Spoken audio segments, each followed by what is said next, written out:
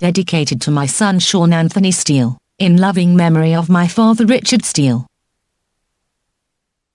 Proclus on the Timaeus of Plato, Books 1 5 inches, with extended notes, Proclus Diadochus, the Platonic successor, translated by Thomas Taylor, Directory of Contents, Introduction, Names of the philosophers quoted by Proclus. An explanation of certain terms, Book 1, Book 2, Book 3, Book 4, Book 5, extended notes, list of important terms, some important Greek gods. Introduction to Proclus on the Timaeus of Plato, by Thomas Taylor, of that golden chain of philosophers, who, having themselves happily penetrated, luminously unfolded to others the profundities of the philosophy of Plato. Proclus is indisputably the largest and most refulgent link. Born with a genius transcendently great, and accompanied through life with a fortune singularly good, he exhibited in his own person a union of the rarest kind, in which power concurred with will. The benefit resulting from genuine philosophy with the ability of imparting it, and in which wisdom was inseparable from prosperity. The eulogium therefore of Ammonius Hermes, that Proclus possessed the power of unfolding the opinions of the ancients, and a scientific judgment of the nature of things, in the highest perfection possible to humanity, will be immediately assented to by everyone who is an adept in the writings of this incomparable man. I rejoice therefore in the opportunity which is now afforded me of presenting to the English reader a translation of one of the greatest productions of this Corinthian philosopher, though unfortunately, like most of his other works, it has been transmitted to us in a mutilated state. For these commentaries scarcely explain a third part of the Timaeus, and from a passage in Olympiodorus on the meteors of Aristotle, there is every reason to believe that Proclus left no part of the Timaeus without his masterly elucidations. This is likewise more than probable, from what Marinus says in his life of him, that he was a man laborious to a miracle. For it cannot be supposed that such a man would leave the greater part of one of the most important dialogues of Plato unelucidated, and particularly as these commentaries were written by him, as the same Marinus informs us, in the flower of his age, and that he preferred them beyond all his other works. Fortunately, however, the most important part of this work is preserved, or that part in which the demiurgic, paradigmatic, and final causes of the universe are unfolded. The corporeal nature of it is represented as fabricated with forms and demiurgic sections, and distributed with divine numbers, and soul is produced from the demiurgus, and is filled with harmonic ratios, and divine and fabricative symbols. The whole mundane animal, too, is here shown to be connected, according to the united comprehension which subsists in the intelligible world, and the parts which it contains are so disposed as to harmonize with the whole, both such as are corporeal, and such as are vital. For partial souls such as ours, are introduced into its spacious receptacle, are placed about the mundane gods, and become mundane through the luciform vehicles with which they are connected. The progression of the elements likewise from their first incorporeal subsistence to their subterranean termination, and the nature of the heavens and heavenly bodies, are beautifully developed. And as the result of the most scientific reasoning, it is shown that every planet is surrounded with satellites, that the fixed stars have periodic revolutions on their axes, though the length of their duration is to us unknown, and that the stars, which at times disappear and again become visible, are the satellites of other fixed stars of a more primary dignity, behind the splendors of which they are occasionally concealed. These and many other most interesting particulars are unfolded in these commentaries, with an accuracy and perspicuity which have seldom been equaled, and have never been excelled. When I speak, however, of the perspicuity with which these particulars are developed, I do not mean that they are delivered in such a way as to be obvious to everyone, or that they may be apprehended as soon as read. For this pertains only to the fungus and frivolous productions of the present day, but my meaning is, that they are written with all the clearness which they are naturally capable of admitting, or which a genuine student of the philosophy of Plato can desire. And this leads me to make some remarks on the iniquitous opinion which, since the revival of letters, has been generally entertained of the writings of Proclus and other philosophers, who are distinguished by the appellation of the latter Platonists. And to show the cause from which it originated, the opinion to which I allude is this, that Plotinus and his followers, or in other words, all the Platonists that existed from his time to the fall of the Roman Empire, and the destruction of the schools of the philosophers by Justinian, corrupted the philosophy of Plato, by filling it with jargon and reverie, and by ascribing dogmas to him, which are not to be found in his writings, and which are perfectly absurd. It might naturally be supposed that the authors of this calumny were men deeply skilled in the philosophy, the corrupters of which they profess to have detected, and that they had studied the writings of the men whom they so grossly defame. This, however, is very far from being the case. For since the philosophy of Plato, as I have elsewhere shown, is the offspring of the most consummate science, all the dogmas of it being deduced by a series of geometrical reasoning, some of them ranking as prior, and others as posterior, and the latter depending on the former, like the propositions in Euclid, certain preparatory disciplines are requisite to the perfect comprehension of these doctrines. Hence a legitimate student of this philosophy must be skilled in mathematics, have been exercised in all the logical methods, and not be unacquainted with physics. He must also be an adept in the writings of Aristotle, as preparatory to the more sublime speculations of Plato. And in addition to all this, he must possess those qualifications enumerated by Plato in the Republic, viz. He must have naturally a good memory, learn with facility, be magnificent and orderly, and the friend and ally of justice, truth, fortitude, and temperance, since the revival of letters. However, this philosophy has not been studied by men who have had the smallest conception that these requisites were indispensably necessary, or who have attempted the acquisition of it, in this regular and scientific method. Hence, they have presumed to decide on the excellence of works, with the true merits of which, as they were thus unqualified, they were wholly unacquainted, and to calumniate what they could not understand.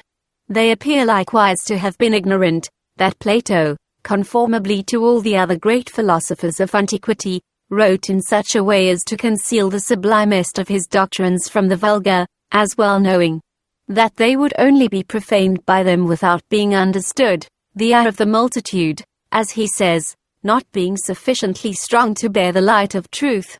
Hence, as Proclus well observes, it is needless to mention that it is unbecoming to speak of the most divine of dogmas before the multitude, Plato himself asserting that all these are ridiculous to the many, but in an admirable manner are esteemed by the wise.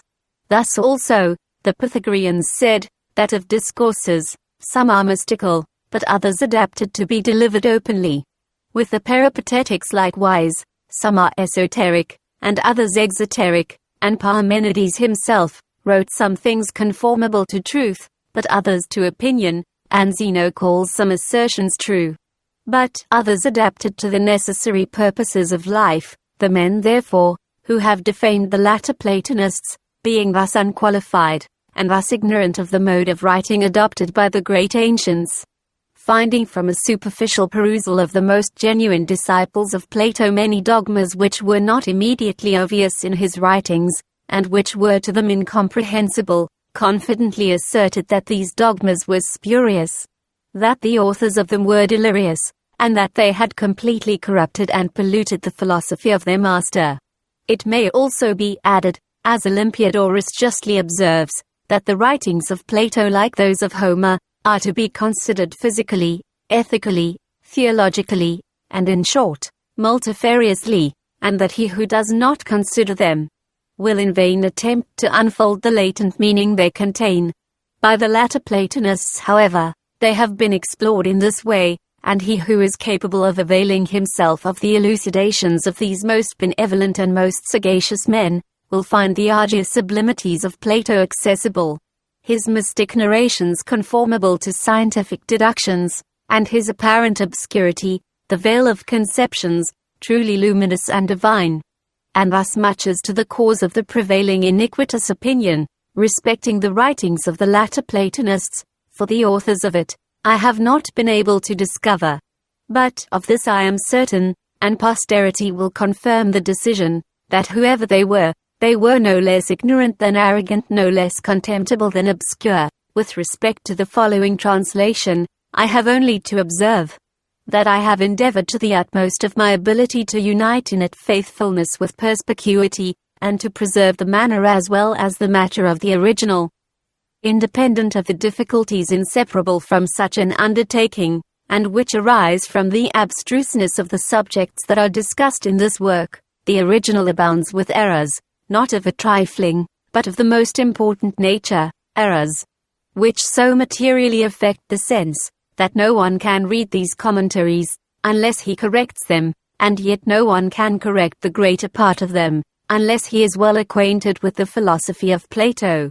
Of this the reader may be convinced by perusing the notes which accompany this translation, in which he will find upwards of 1100 necessary emendations. I call them necessary because they are not the offspring of conjecture, but such as the sense indubitably demands. Of translations, too, of this work, I could not avail myself, for of the whole of it there are none, and a Latin translation of a part of the third book, by Nicolaus Leonicus Timaeus, is the only aid that has been afforded me in this arduous undertaking. From this translation I have been able, as the learned reader will perceive, to give many important emendations of the printed original, and not infrequently to add to it, not only particular words, but entire sentences that were wanting. And no as equals one I shall conclude with observing, that though like most others who have labored greatly for the good, not merely of their country, but of all mankind, I have only met with ingratitude from the public for those labors. And that though on this account I am not much indebted, yet I sincerely wish well to my native land, and to every individual in it. That I have neither been influenced by the expectation of sordid emolument, nor of the honors of the multitude, in the prosecution of these labors, must be evident from the nature of them, to the most careless observer. The most perfect conviction indeed, that a greater good than the philosophy of Plato and Aristotle was never imparted by divinity to man, and the consequent persuasion that I could not confer a more ill benefit on the present age and posterity than by a dissemination of it in my native tongue, as they induced me to engage in such a difficult undertaking, have also been attended with the purest delight, from a conviction that I was acting rightly, and therefore in a way pleasing to divinity. Hence in accomplishing this Herculean task, I have been satisfied with exploring myself, and imparting to others, the treasures of ancient wisdom, and with endeavoring to deserve the favorable regard of that ineffable principle, whose approbation is not only the highest honor that either mortals or immortals can obtain, but the most durable and substantial gain. Proclus, on the Timaeus of Plato, Book 1. That the design of the Platonic Timaeus embraces the whole of physiology, and that it pertains to the theory of the universe. Discussing this from the beginning to the end, appears to me to be clearly evident to those who are not entirely illiterate. For this very treatise of the Pythagorean Timaeus concerning nature, is written after the Pythagorean manner, and Plato being thence impelled, applied himself to write the Timaeus, according to Syllographus. On this account we have prefixed the treatise of Timaeus to these commentaries, in order that we may know what the Timaeus of Plato says that is the same with what is asserted in the treatise of Timaeus, the Locrian, what it adds, and in B what it dissents, and that we may investigate not in a careless manner the cause of this disagreement. All this dialogue, likewise, through the whole of itself, has physiology for its scope, surveying the same things in images and in paradigms, in wholes and in parts. For it is filled with all the most beautiful boundaries of physiology, assuming things simple for the sake of such as are composite, parts for the sake of wholes, and images for the sake of paradigms, leaving none of the principal causes of nature uninvestigated, but that the dialogue deservedly embraces a design of this kind, and that Plato alone, preserving the Pythagorean mode in the theory concerning nature, has prosecuted with great subtlety the proposed doctrine, ought to be considered by those who are more sagacious and acute. For since, in short, physiology receives a threefold division, and one part of it is conversant with matter and material causes, but another part also adds the investigation of form, and evinces that this is the more principal cause, and again, since a third part demonstrates that these have not the relation of causes, but of concourses, and admits that there are other causes, which are properly so called, of things generated by nature, viz. The effective, paradigmatic and final cause. This being the case, among the multitude of physiologists prior to Plato, that directed their attention to matter, there was a diversity of opinion respecting the subject of things. For Anaxagoras, who appears to have seen, while the rest were asleep, that intellect is the first cause of generated natures, made no use of intellect in his explanation of things, but rather employed certain airs and ethers as the causes of things that are generated, as Socrates says in the Phaedo, but of those posterior to Plato, who were the patrons of a sect, not all, but such of them as were more accurate than the rest, thought fit to survey physical form in conjunction with matter, referring the principles of bodies to matter and form. For if they anywhere mention the producing cause, as when they say that nature is a principle of motion, they rather take away its efficacious and properly effective power, than allow the existence of it, by not granting that it contains the reasons or productive principles of the things effected by it, but admitting that many things are generated casually. To which we may add, that they do not acknowledge that there is a pre-existing producing cause of, in short, all physical things, but of those only that are born along in generation. For of eternal natures they clearly say, that there is no effective cause, in asserting which they are ignorant that they must either give subsistence to the whole of heaven from chance, or evince that what is causal is itself productive of itself. Plato, however, alone, following the Pythagoreans, delivers indeed, as the concourses of natural things, a universal recipient, and material form, which are subservient to causes properly so called, in the generation of things, but prior to these, he investigates principal causes, viz. The producing cause, the paradigm, and the final cause. Hence also, he places a demiurgic intellect over the universe, and an intelligible cause in which the universe primarily subsists, and the good, which is established prior to the producing cause, in the order of the desirable. For since that which is moved by another thing, is suspended from the power of that which moves, as it is evidently not adapted either to produce, or perfect, or save itself, in all these it is in want of a producing cause, and is conducted by it. It is fit, therefore, that the concourses of natural things should be suspended from true causes, from which they are produced, with a view to which they are fabricated by the Father of all things, and for the sake of which they were generated. Justly, therefore, are all these delivered, and investigated with accuracy by Plato, and the remaining two, form and the subject matter, suspended from these. For this world is not the same with the intelligible or intellectual worlds, which, according to some, subsist in pure forms, but one thing in it has the relation of reason and form, and another, of a subject. But that Plato very properly delivers all these causes of the fabrication of the world, viz. The good, the intelligible paradigm, the maker, form, and the subject nature, is evident from the following considerations. For if he had spoken concerning the intelligible gods, he would have evinced that the good alone is the cause of these, for the intelligible number is from this cause. But if concerning the intellectual gods, he would have shown that the good and the intelligible are the causes of these. For the intellectual multitude proceeds from the intelligible unities, and the one fountain of beings. And if he had spoken concerning the supermundane gods, he would have produced them from the intellectual and total fabrication, from the intelligible gods, and from the cause of all things. For this cause gives subsistence to all things of which secondary natures are generative, but in a primary, ineffable, and inconceivable manner. But since he discusses mundane affairs and the whole world, he gives to it matter and form, descending into it from the supermundane gods, suspends it from the total five fabrication, assimilates it to intelligible animal and demonstrates it to be a God by the participation of the good, and thus he renders the whole world an intellectual, animated God. This, therefore, and such as this, is, as we have said, the scope of the Timaeus. This however being the case, the order of the universe is appropriately indicated in the beginning of the dialogue, through images, but in the middle of it, the whole fabrication of the world is delivered, and in the end, partial natures, and the extremities of fabrication, are woven together with wholes.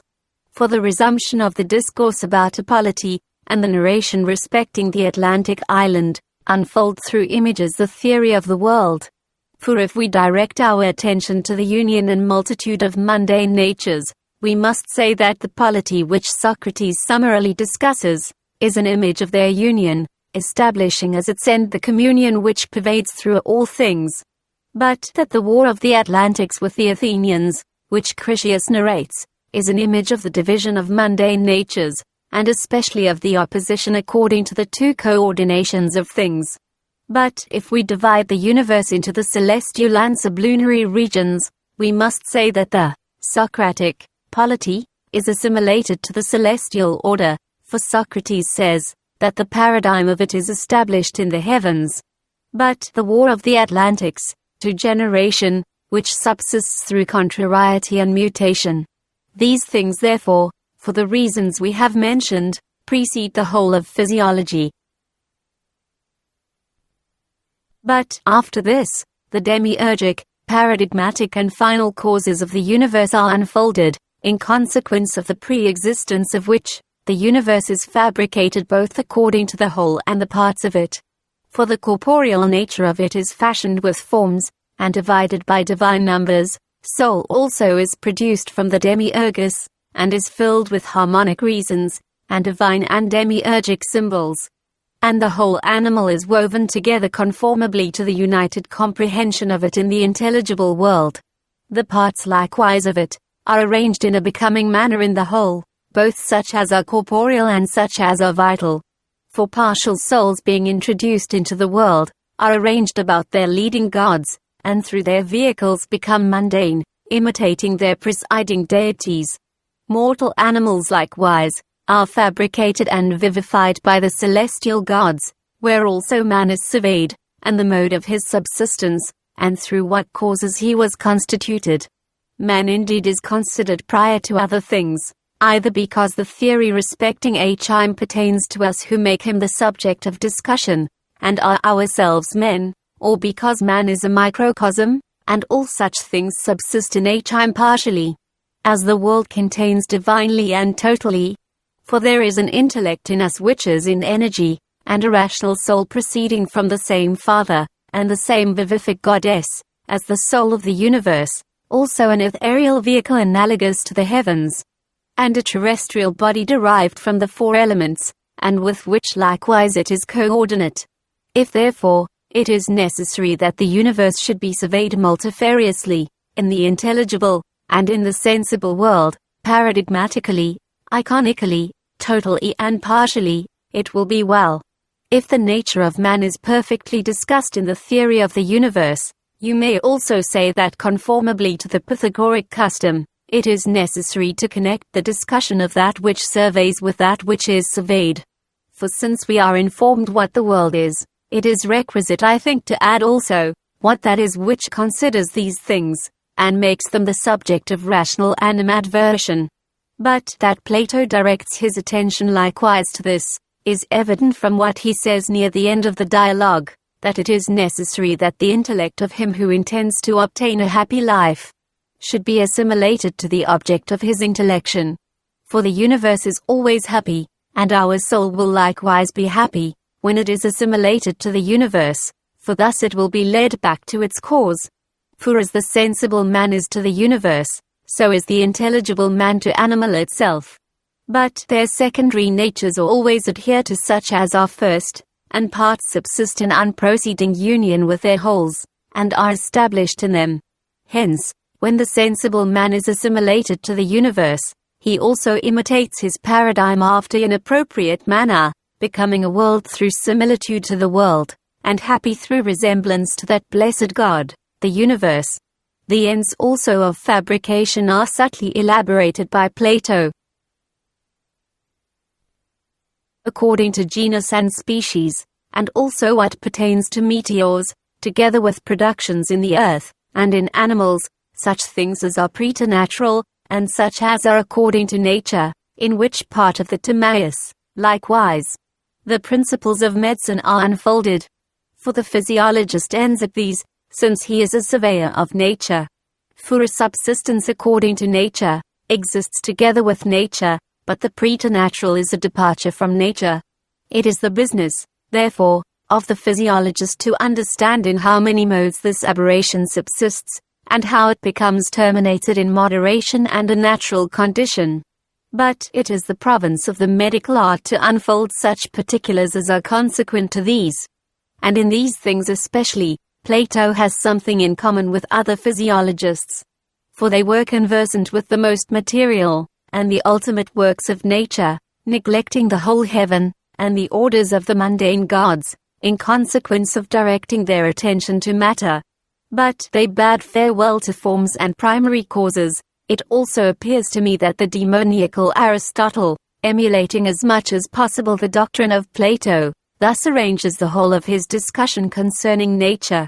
Perceiving that the things which are common to everything that has a natural subsistence are, form and a subject, that from whence the principle of motion is derived, motion, time, and place, all which are delivered by Plato in this dialogue, viz. Interval, and time, which is the image of eternity, and is consubsistent with the universe, the various species of motion, and the concourses of things which have a natural subsistence. But with respect to the things peculiar to substances according to an essential division, of these Aristotle discusses in the first place such as pertain to the heavens, in a way conformably to Plato, so far as he calls the heaven unbegotten, and a fifth essence.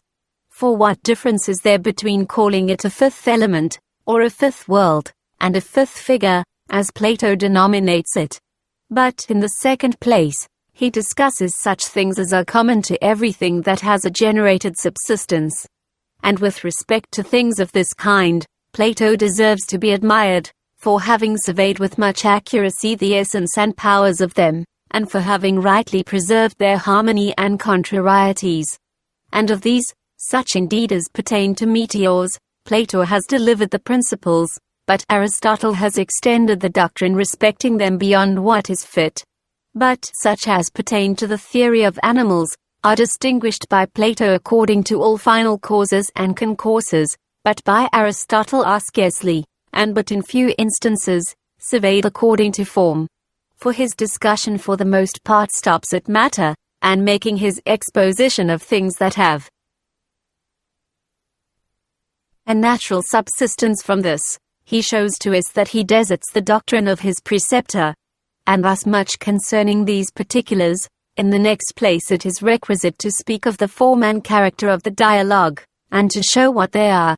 It is universally acknowledged, then, that Plato, receiving the treatise of the Pythagorean Timaeus, which was composed by him after the Pythagorean manner, began to write his Timaeus.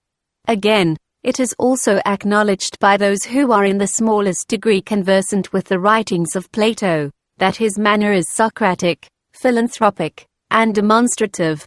If, therefore, he has anywhere mingled the Pythagorean and Socratic peculiarity, he appears to have done this in the present dialogue.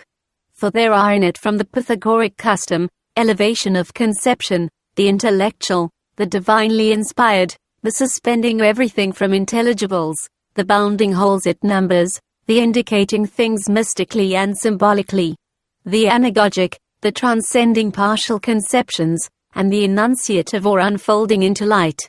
But from the Socratic philanthropy, the sociable, the mild, the demonstrative, the contemplating beings through images, the ethical, and everything of this kind. Hence it is a venerable dialogue, forms its conceptions supernally from the first principles, and mingles the demonstrative with the enunciative. It also prepares us to understand physics, not only physically, but likewise theologically. For nature herself, who is the leader of the universe, being suspended from, and inspired by the gods, governs the corporeal formed essence.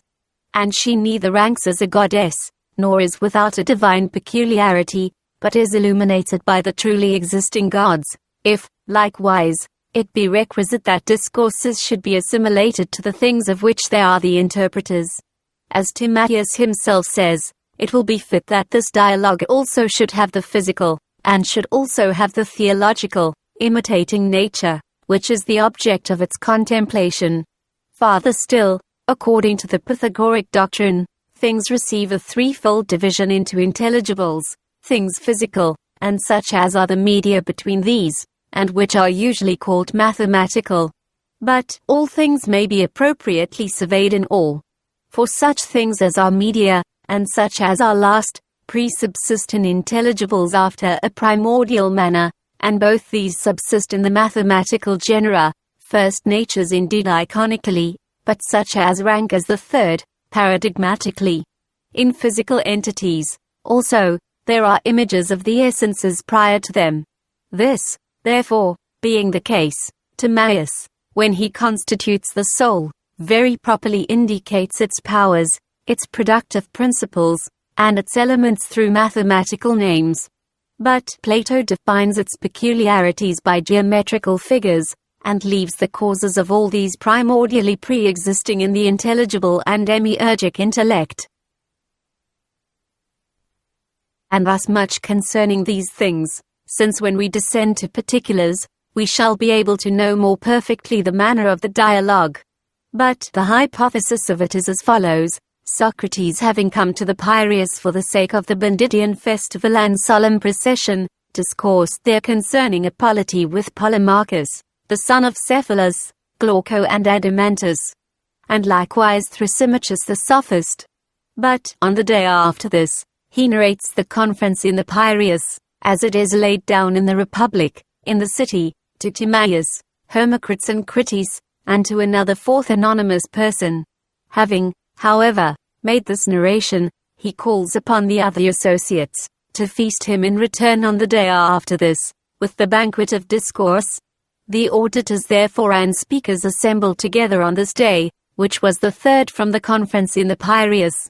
For in the Republic it is said, I went down yesterday to the Piraeus, but in this dialogue, of those who were received by me yesterday at a banquet of discourse, but who ought now in their turn to repay me with a similar repast. Not all of them, however, were present at this audition, but the fourth was wanting through indisposition. What, therefore, you will say, are these three auditors of a discussion about the whole world? I reply, that it is fit the father of the discussion should be considered as analogous to the Demiurgus, or the father of works. For the fabrication of the world in words is the image of the fabrication of it according to intellect.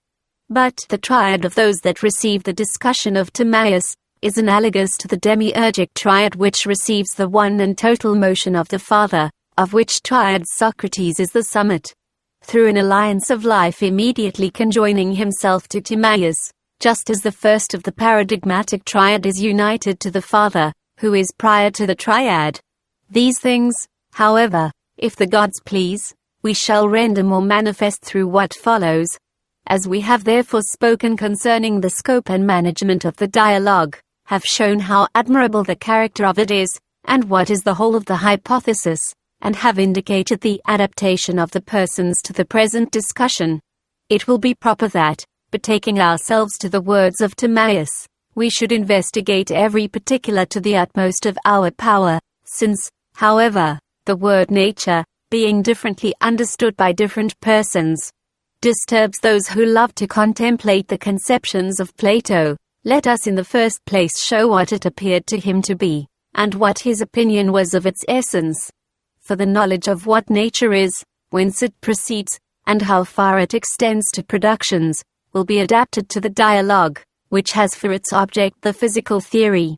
For of the ancients, some indeed, as Antiphon, called matter nature, but others form, as Aristotle, in many places, others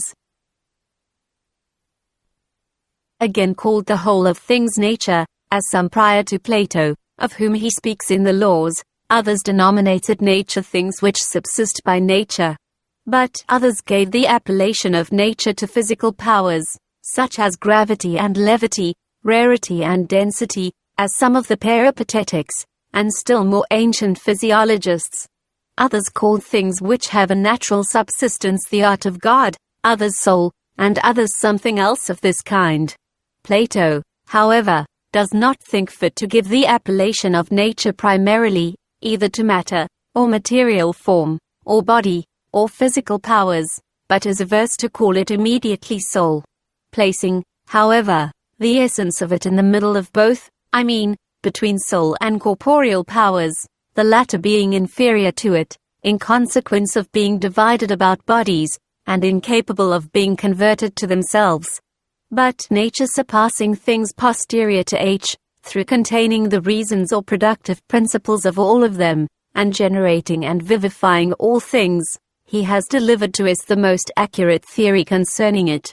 For, according to common conceptions, nature is one thing, and that which subsists according to, and by nature, another.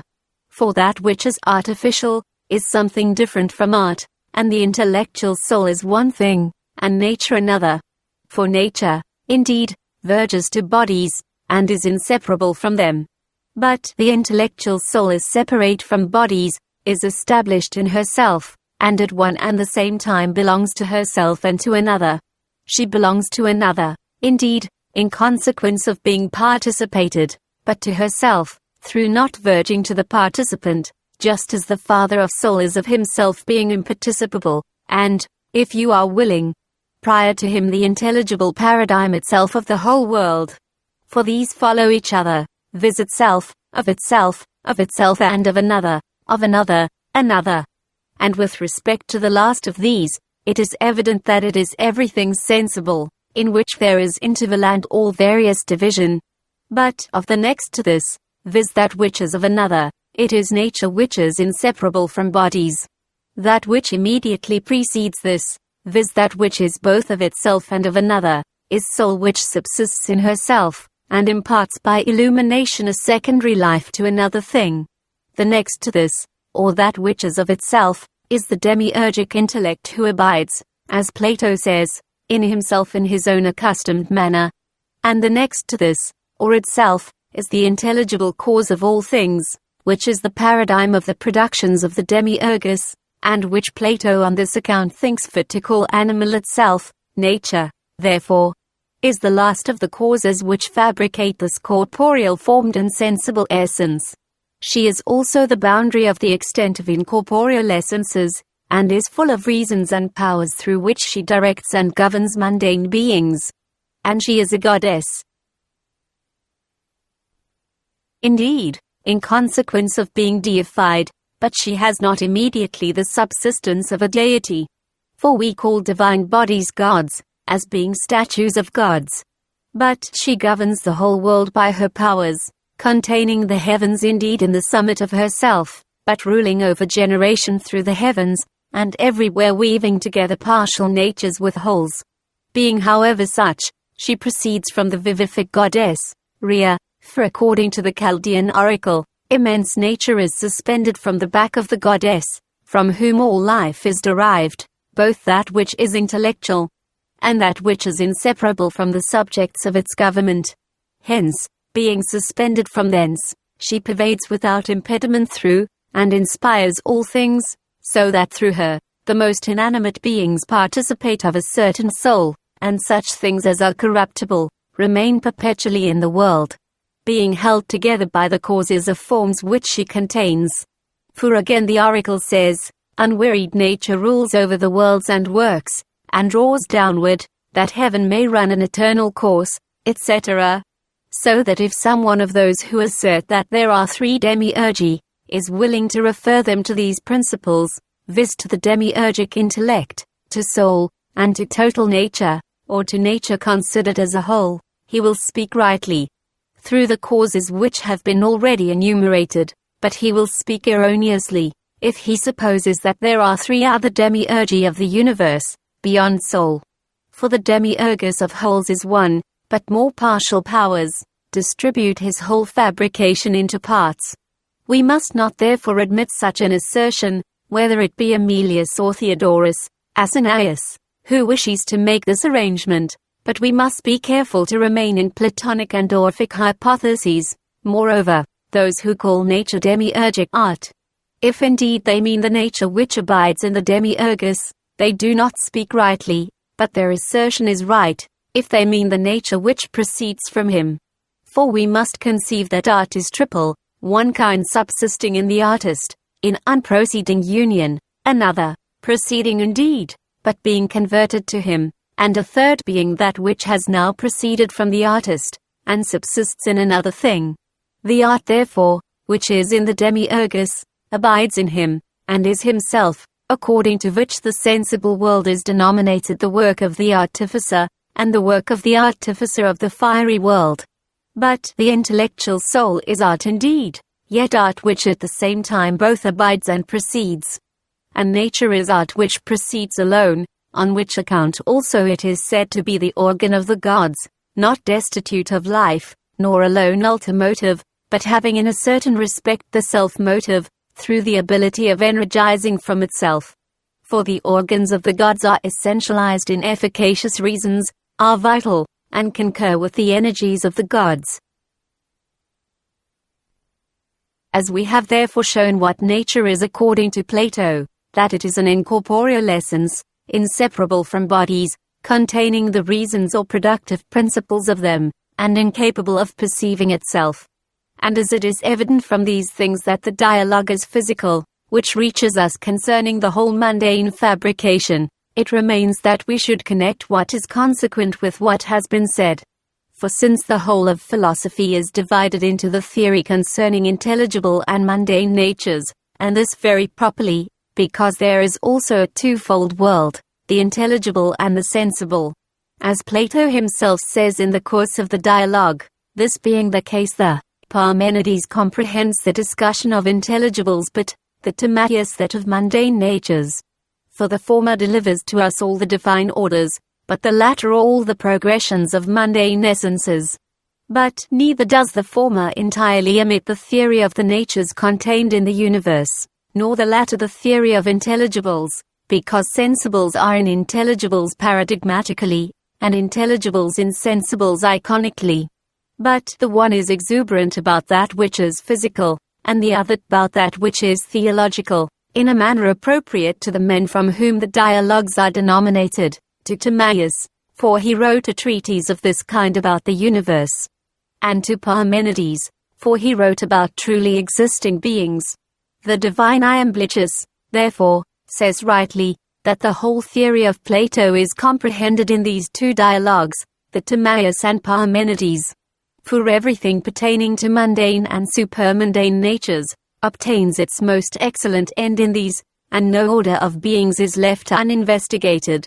To those also who do not carelessly inspect these dialogues, the similitude of discussion in the Timaeus to that in the Parmenides, will be apparent.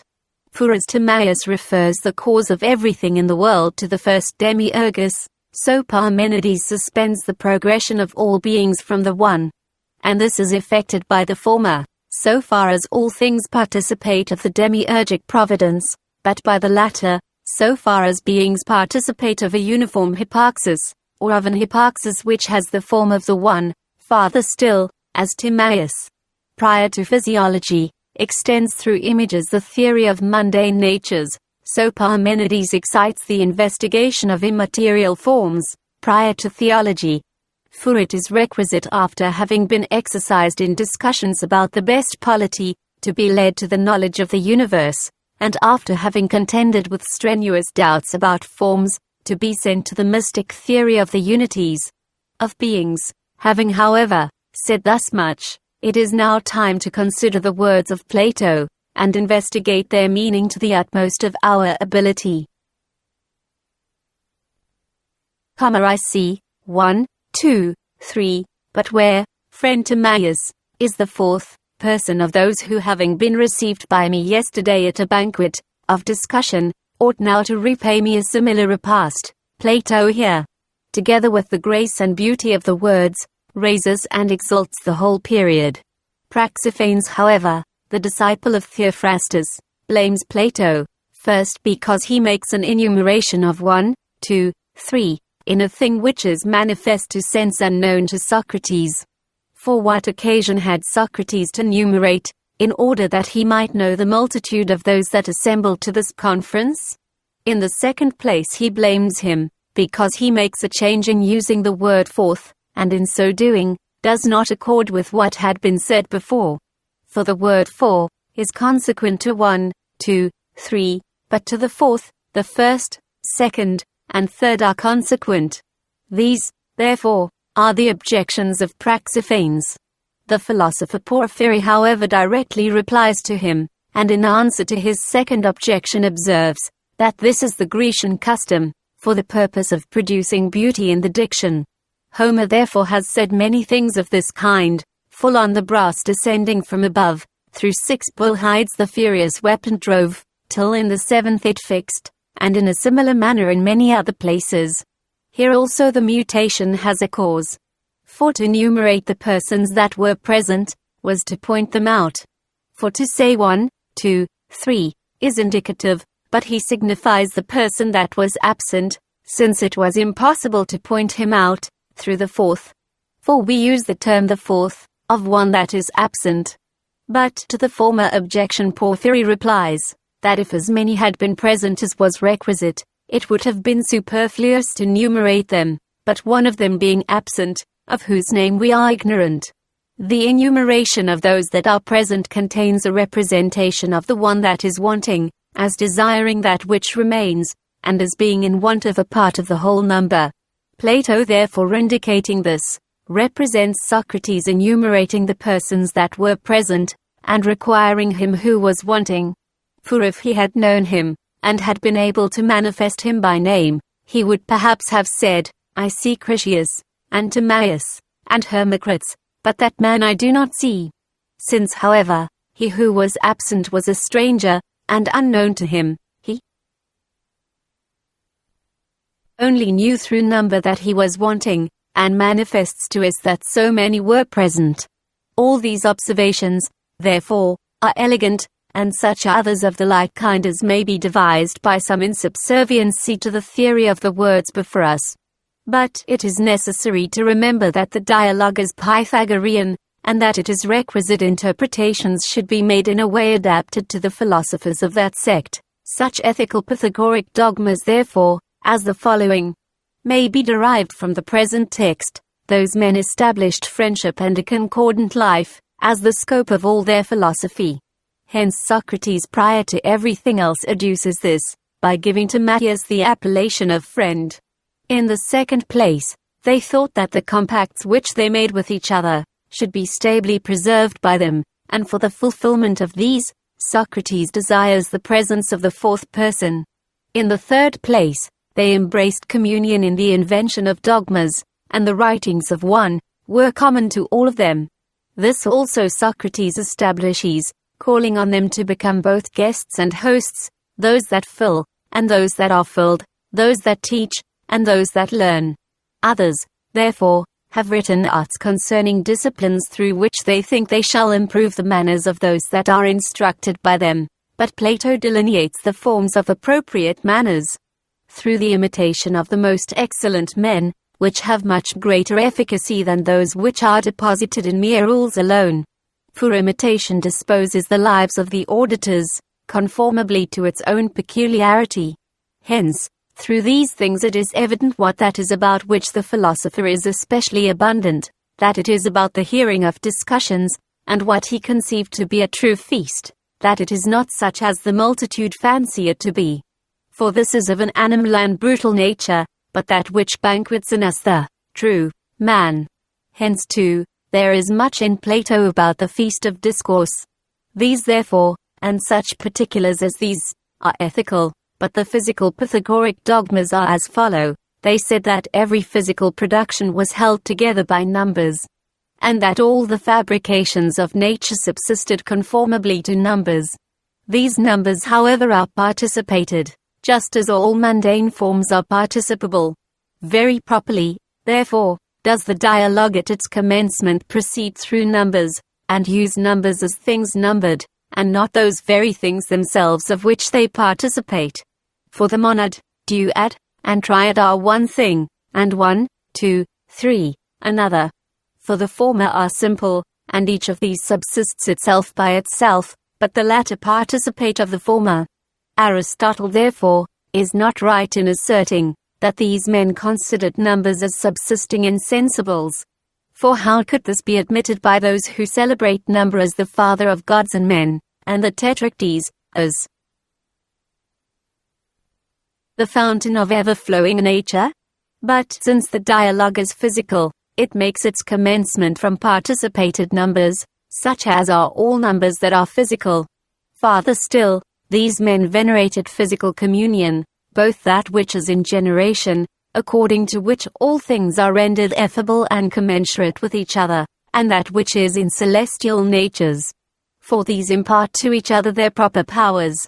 Rightly therefore, and in a way adapted to the thing proposed, does Socrates think fit that the same persons should become both hosts and guests. From these things also, you may survey such theological conceptions as the following. These men generated all things through the first numbers, and which also rank as rulers and leaders, and from 3 gods, gave subsistence to all mundane natures. Of these 3, the monad, duad and triad, are indicative, so that it is requisite to begin from these, and that he who surveys nature inwardly should look to these. Farther still, the concourses of natural things were also contemplated by other philosophers, as by Anaxagoras and Zeno, but the final, the paradigmatic, and the producing cause, were peculiarly investigated by Plato. These causes therefore are manifested through the above numbers. The final, indeed, through the monad, for it presides over numbers in the order of the good. But the paradigmatic through the duad, for the difference of beings separates the primary causes of wholes. And besides this, the duad is the principle of the tetracties of intelligible paradigms. But the producing cause is signified through the triad. For intellect is adapted to the triad, since it is the third from being through life as the medium, or from the father through power, or from the intelligible through intelligence. For as the monad is to the duad, so is being to life, father to power, and the intelligible to intelligence. But as the duad is to the triad, so is life, and also power and intelligence, to intellect. Again, all divine natures are in all, and are united to each other, so that all of them are in one, and each is in all, and they are connected together through divine friendship. The sphere also which is there, comprehends the one union of gods. Hence Socrates, who looks to divinity, very properly begins from communion and concord, and likewise calls the other persons of the dialogue to this. Moreover, the words feasting and banquet are words adapted to the gods, and especially to the mundane gods.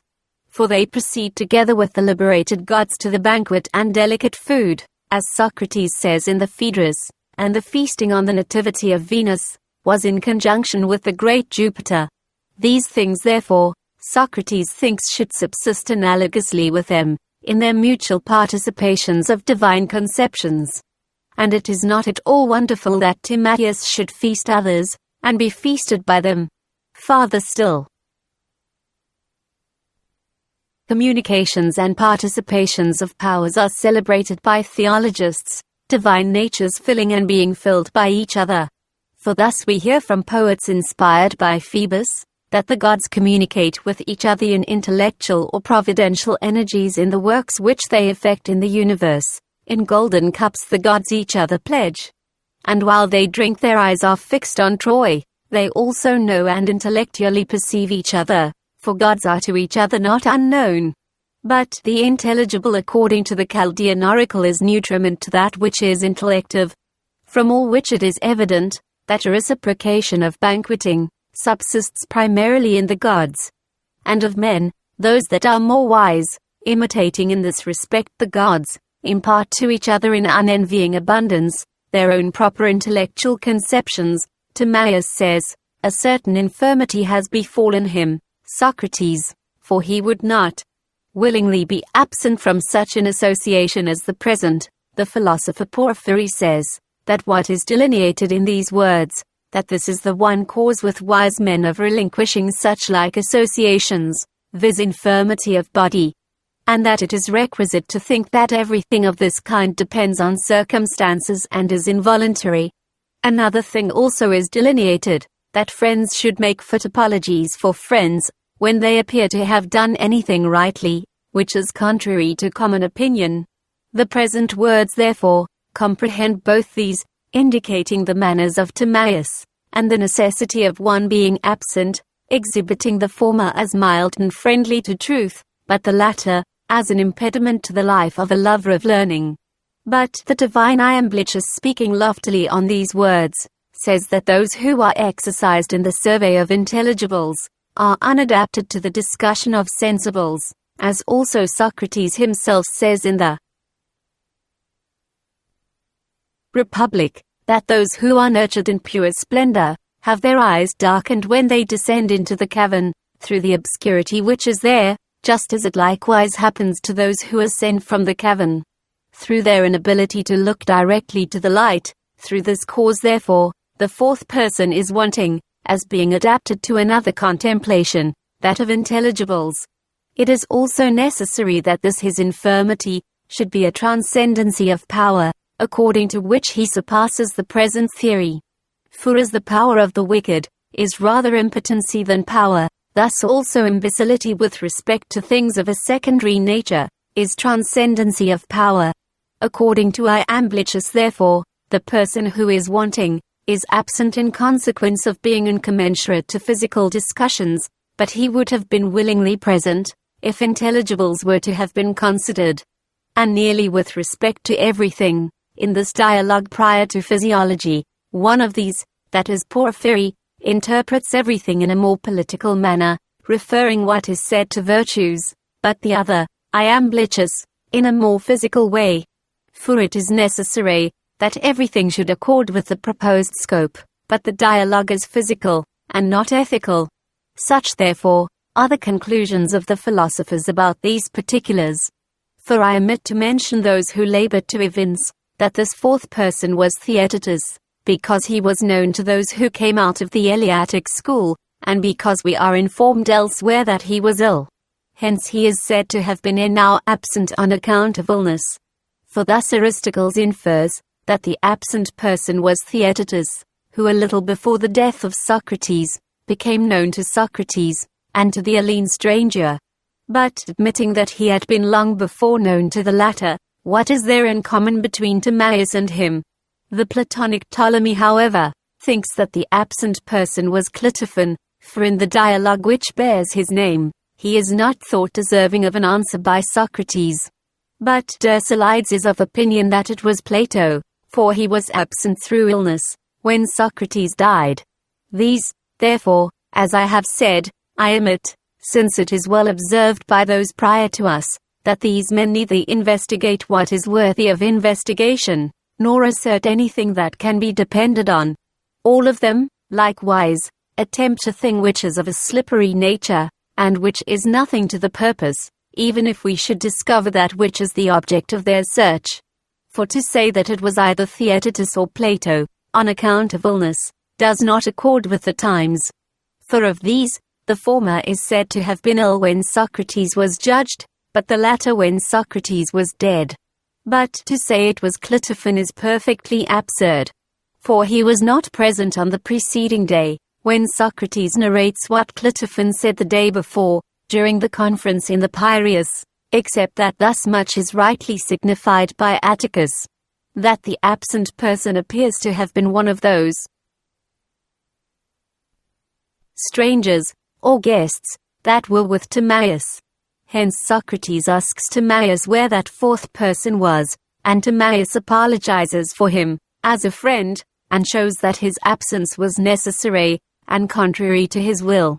And thus much for what is aided by the ancient interpreters. What, however, our preceptor, Cyrianus, has decided on this subject, must be narrated by us, since it is remarkably conformable to the mind of Plato. He says, therefore, that in proportion as the auditions are about things of a more venerable and elevated nature, in such proportion the multitude of hearers is diminished. But the discussion in the Timaeus becomes, as it proceeds, more mystic and arcane. Hence in the former discussion of the polity during the conference in the Piraeus, the hearers were many, and those who had names were 6. But in the second conference, which is narrated by Socrates, 5 those who receive the narration are 4 in number. And in the present conference, the 4th person is wanting, but the auditors are 3.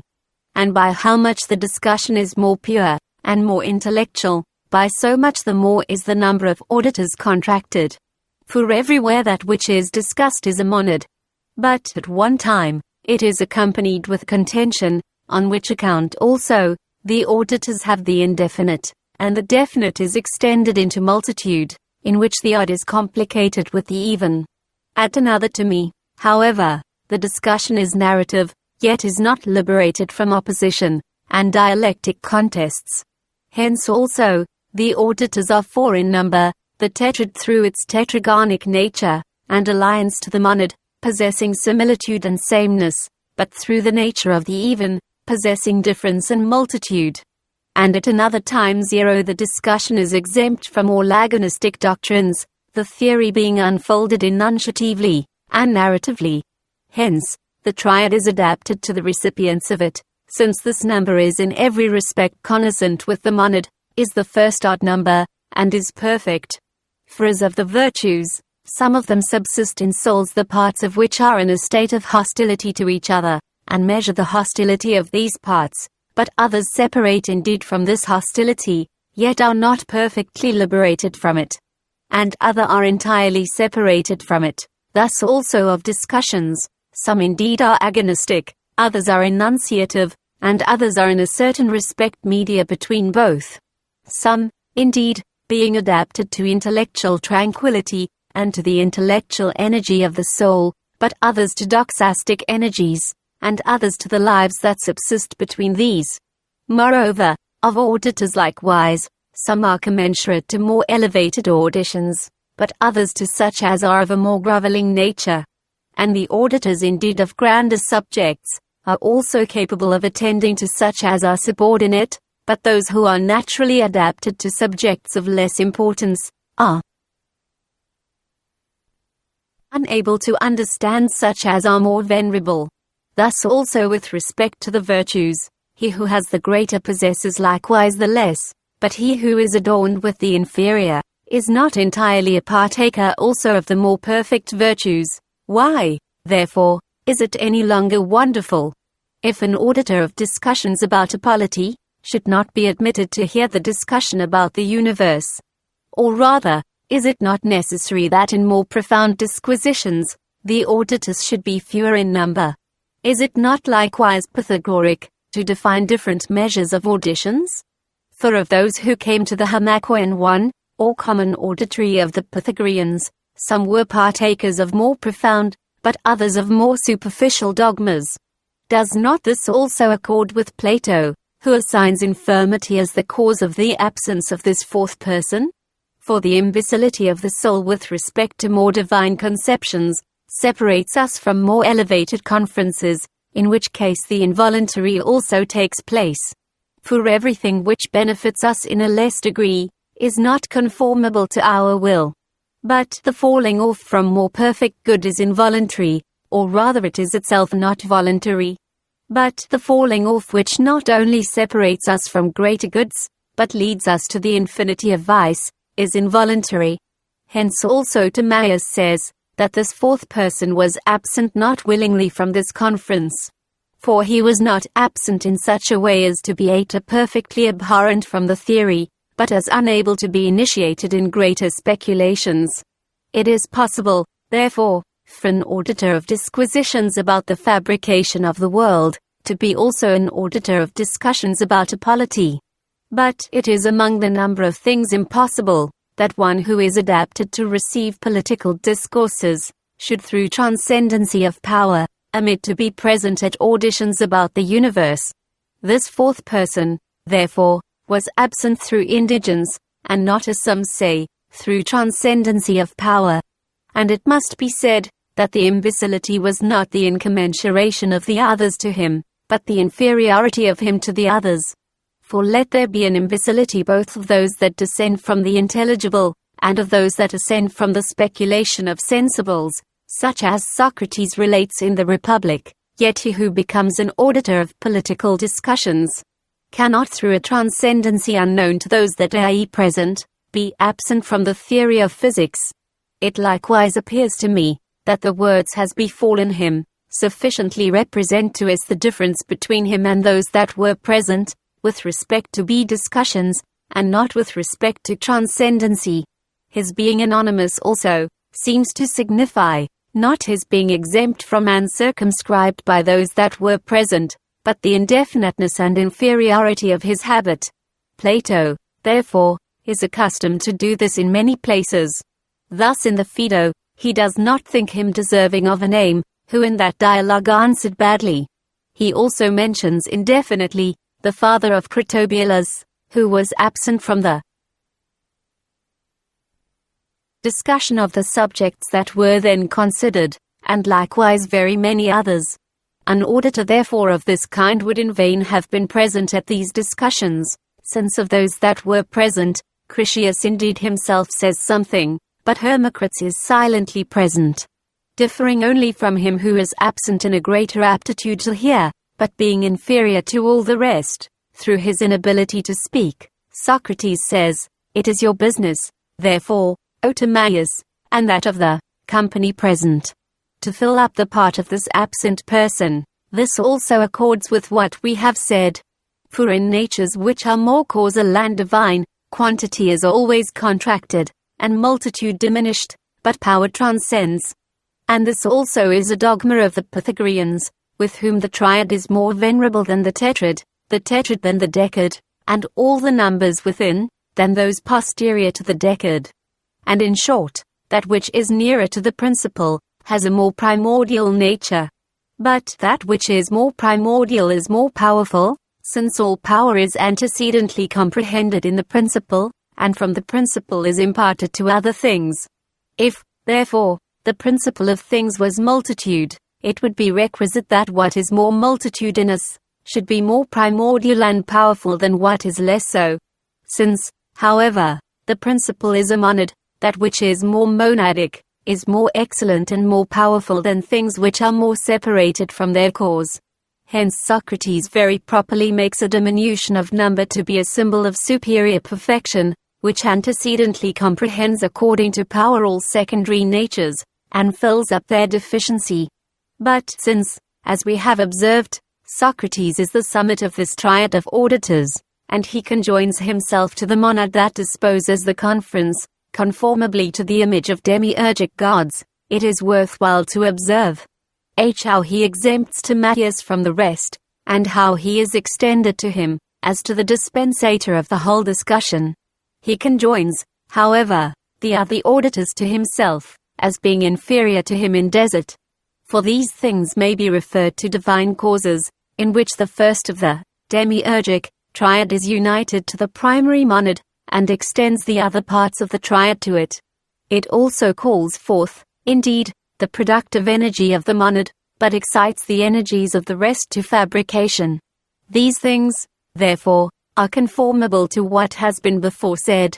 But, according to Porphyry, the ethical doctrine contained in these words is this, that friends ought to endure all things for each other, both in words and deeds, and to supply their wants, and cause them to be unindigent, by filling up their deficiency. For these are the peculiarities of pure and genuine friendship. Lamblichus, however,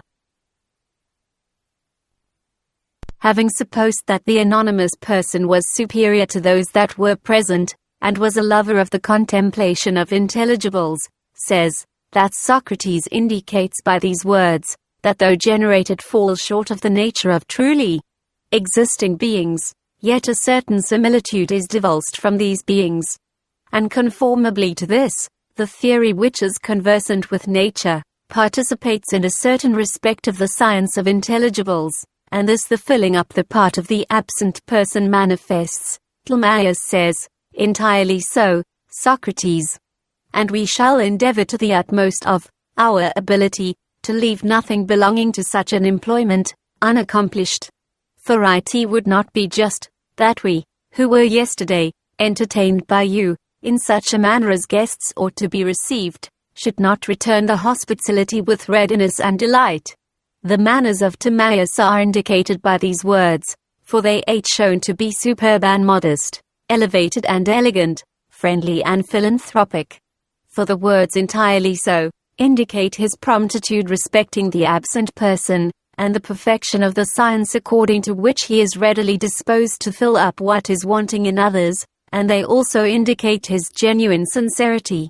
But the words, we shall endeavor to the utmost of our ability to leave nothing belonging to such an employment unaccomplished, sufficiently present to our view, his firmness in the fulfillment of his promises, and his modesty in speaking of himself. Such, therefore, are the ethical indications that may be surveyed in these words.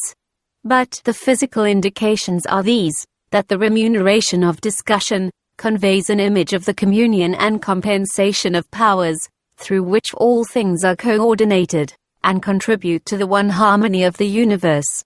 Likewise, that the energies of nature are changed according to time, different energies operating at different times on different subjects.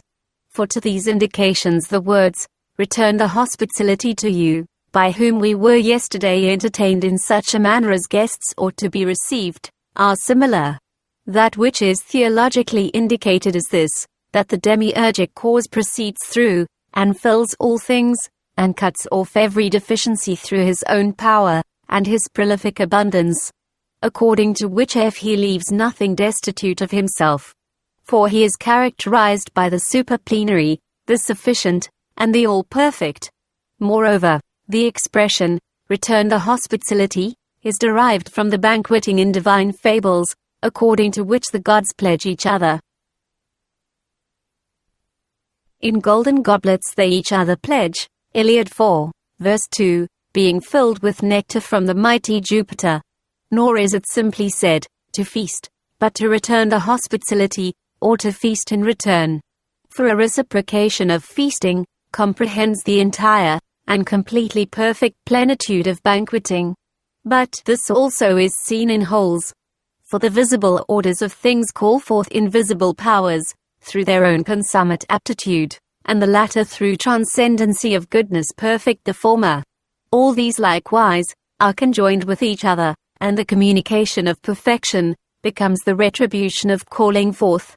Farther still, to do all these things, accompanied with justice, conveys an image of justice which arranges all things in conjunction with Jupiter.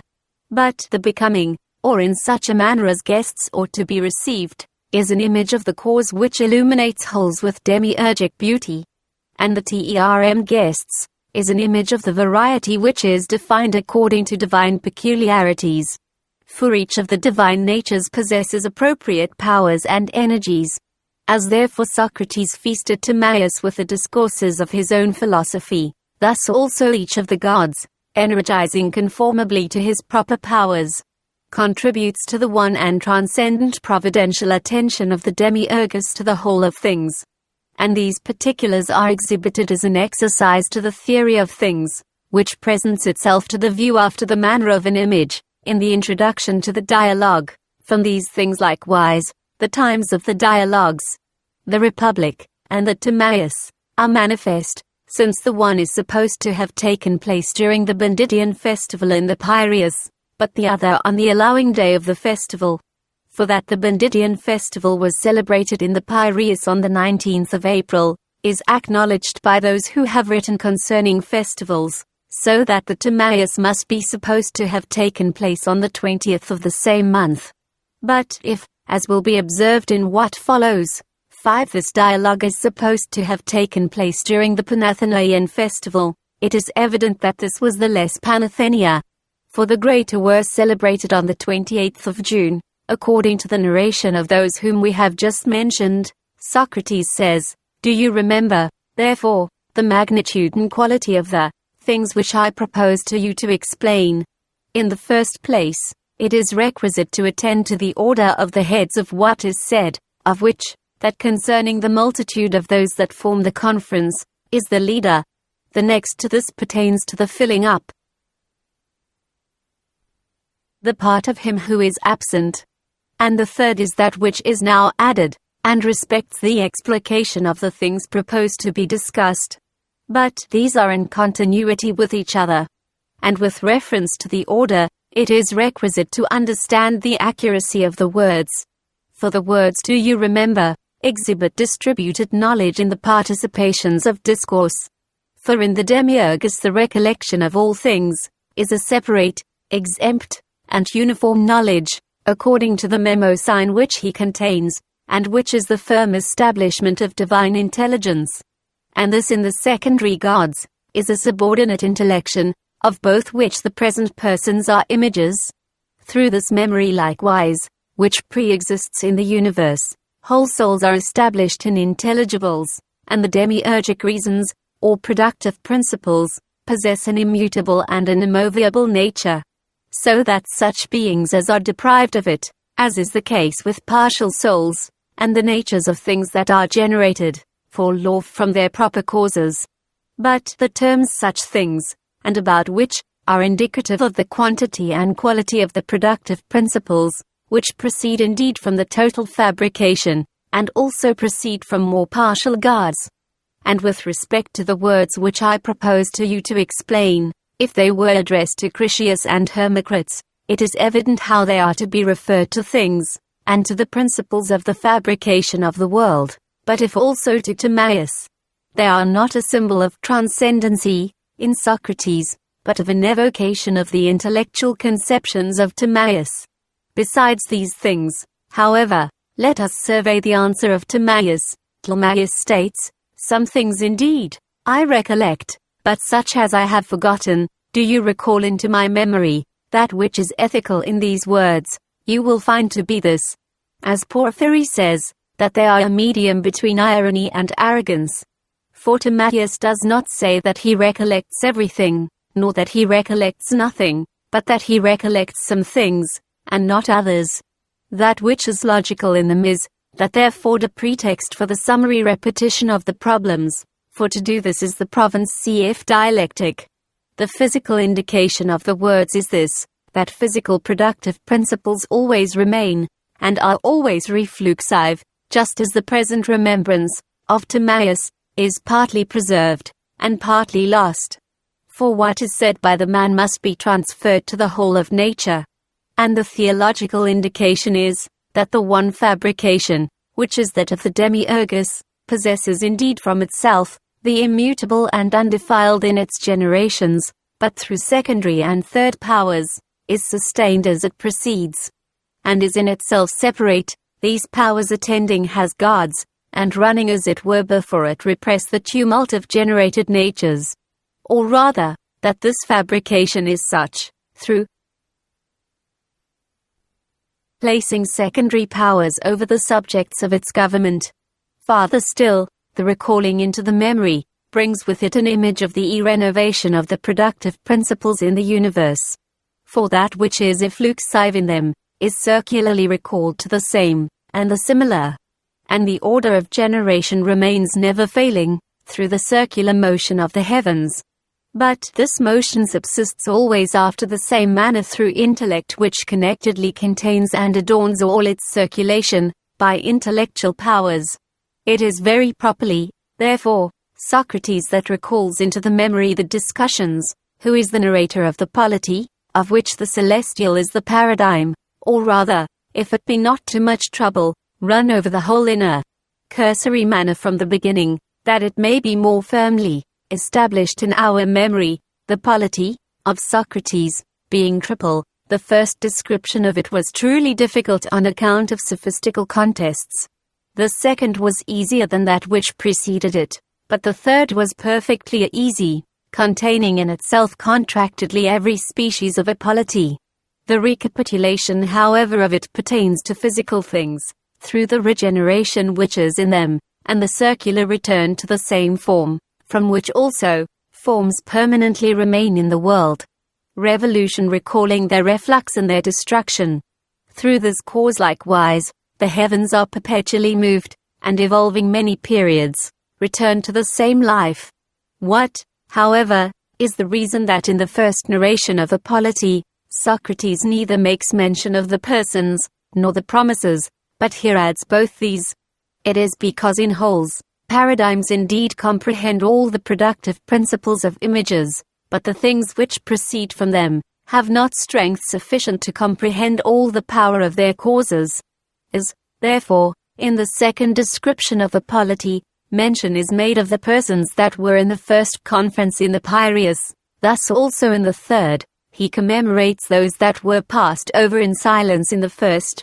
For effects may be surveyed more perfectly in their more superior causes. You may also say theologically, that Timaeus, as being established analogous to the total fabrication, comprehends all the persons, the promises, and the discussions themselves. But Socrates in the Republic, being arranged analogous to, Socrates says, let it be so. And to begin, the sum of what was said by me, yesterday is this, what kind of polity appeared to me to be the best, and, of what sort of men such a polity ought to consist. Some, considering the resumption of a polity in a more ethical point of view, say that it indicates to us, that those who apply themselves to the theory of wholes, ought to be adorned in their manners. But others think that it is placed before us as an image of the orderly distribution of the universe. And others, as an indication zero of the whole of theology. For it was usual with the Pythagoreans, prior to scientific doctrine, to render manifest the proposed objects of inquiry, through similitudes and images, and after this, to introduce through symbols arcane indication respecting them. For thus, after the excitation of the intellection of the soul, and the purification of its eye, it is requisite to introduce the whole science of the things which are the subjects of discussion. Here, therefore, the concise narration of a polity, prior to physiology, iconically places us in the fabrication of the universe, but the history of the Atlantics accomplishes this symbolically. For it is usual with fables to indicate many things through symbols, so that the physiologic character pervades through the whole of the dialogue, but differently in different places, according to the different modes of the doctrine which is delivered. And thus much concerning the scope of the proposed words, that in the present discussion, however, the summary repetition of a polity very properly takes place, may be multifariously inferred. For the political science subsists primarily in the demiurgus of the universe, as we may learn in the Protagoras, and true virtue shines forth in this sensible world. Hence also Timaeus says, that the world is known and is friendly to itself through virtue. Farther still, the polity of Socrates being triple, and the first being referred to the total fabrication, as we have elsewhere shown, the form of this is very properly delivered here contractedly, where it is proposed to survey the whole demiurgus, generating and adorning the universe. These things, therefore, are capable of being still farther discussed. Let us however return to the text, and the words of Socrates. But in these, there is much contention among the interpreters, who oppose each other about a certain punctuation, and with reference to this differently explain the scope of the discussion. For some, making a stop at the word polity, define the scope of it to be conformable to the inscription, and adduce Plato as a witness that it is concerning a polity. Others again, making a stop at the words what was said, evince that the scope of it is about justice, and that Socrates has given a certain summary of what was said about justice, which is concerning a polity. If, however, it is requisite not to trifle in asserting and contradicting, it must be said that both concur with each other. For the discourse concerning justice is a disquisition of the polity which is within the soul. For it rightly disposes the communion of the powers that we contain. The discourse, likewise, about a polity is a discussion of the justice which subsists in multitude. Both, therefore, pertain to the same thing. And the same thing is indeed justice in the soul, a polity in a city, and gracefulness in the world. Nor is it fit to separate from each other, things which are conjoined by nature. And thus much for this particular. Longinus however and Origen contend with each other from another principle, about what kind of polity Socrates speaks, in these words, whether about the first, or the middle polity. For in the latter, The polity is seen living physically, politically and intellectually. Longinus therefore thinks that what is here said pertains to the middle polity, because Socrates calls the assistants guardians, and says that the guardians are warriors. But Origen is of opinion that what is said respects the first polity. For in this Socrates delivers disciplines to the guardians. We however say in answer to such like assertions, that it is not proper to divulge the one polity, nor to separate the continuity of life from itself. For the polity is one, perfecting itself, and co-augmenting itself by more perfect additions. But the whole polity possesses the physical in the mercenaries, the warlike in the auxiliaries, and the intellectual in the guardians. So that the discussion is about the whole polity. And it is not proper to contend about these things, but rather to consider this, how the polity may very properly be said to be both subordinate to, and superior to physiology, for so far as it has for its matter human concerns, and is desirous of adorning these, it has an order secondary to, and more partial than physiology. But so far as it subsists in universal reasonings, and is arranged incorporeally, and immaterially, it is superior to, and more total than physiology. The world also is a certain polity, and a partial polity, with reference to the intelligible world, because everybody is partial. In short, the polity pre-exists indeed in the intelligible, but exists in the heavens, and subsists in the last place in human lives. So that if it is superior to physical fabrication, it was very properly discussed prior to the Timaeus, but if it is inferior to it, because it is an ethical world, but the other is mundane and all-perfect, we are very properly required to recur from things subordinate to such as are of a more venerable nature. And both are true, through the above-mentioned causes. Since, however, as we have said, the form of the polity is universal, and is impressed in a partial matter, hence also Socrates employs the words what kind for the sake of the form, but the words of what sort of men on account of the matter. Timaeus says, and what was said, Socrates, was in the opinion of all of us, very conformable to intellect, a narration conformable to intellect, but neither conformable to pleasure, nor the decision of the vulgar, indicates the admirable affection and intellectual nature of the discussion contained in it. And prior to this, it obscurely signifies the concordant congress of all secondary causes about one intellect, and one united fabrication.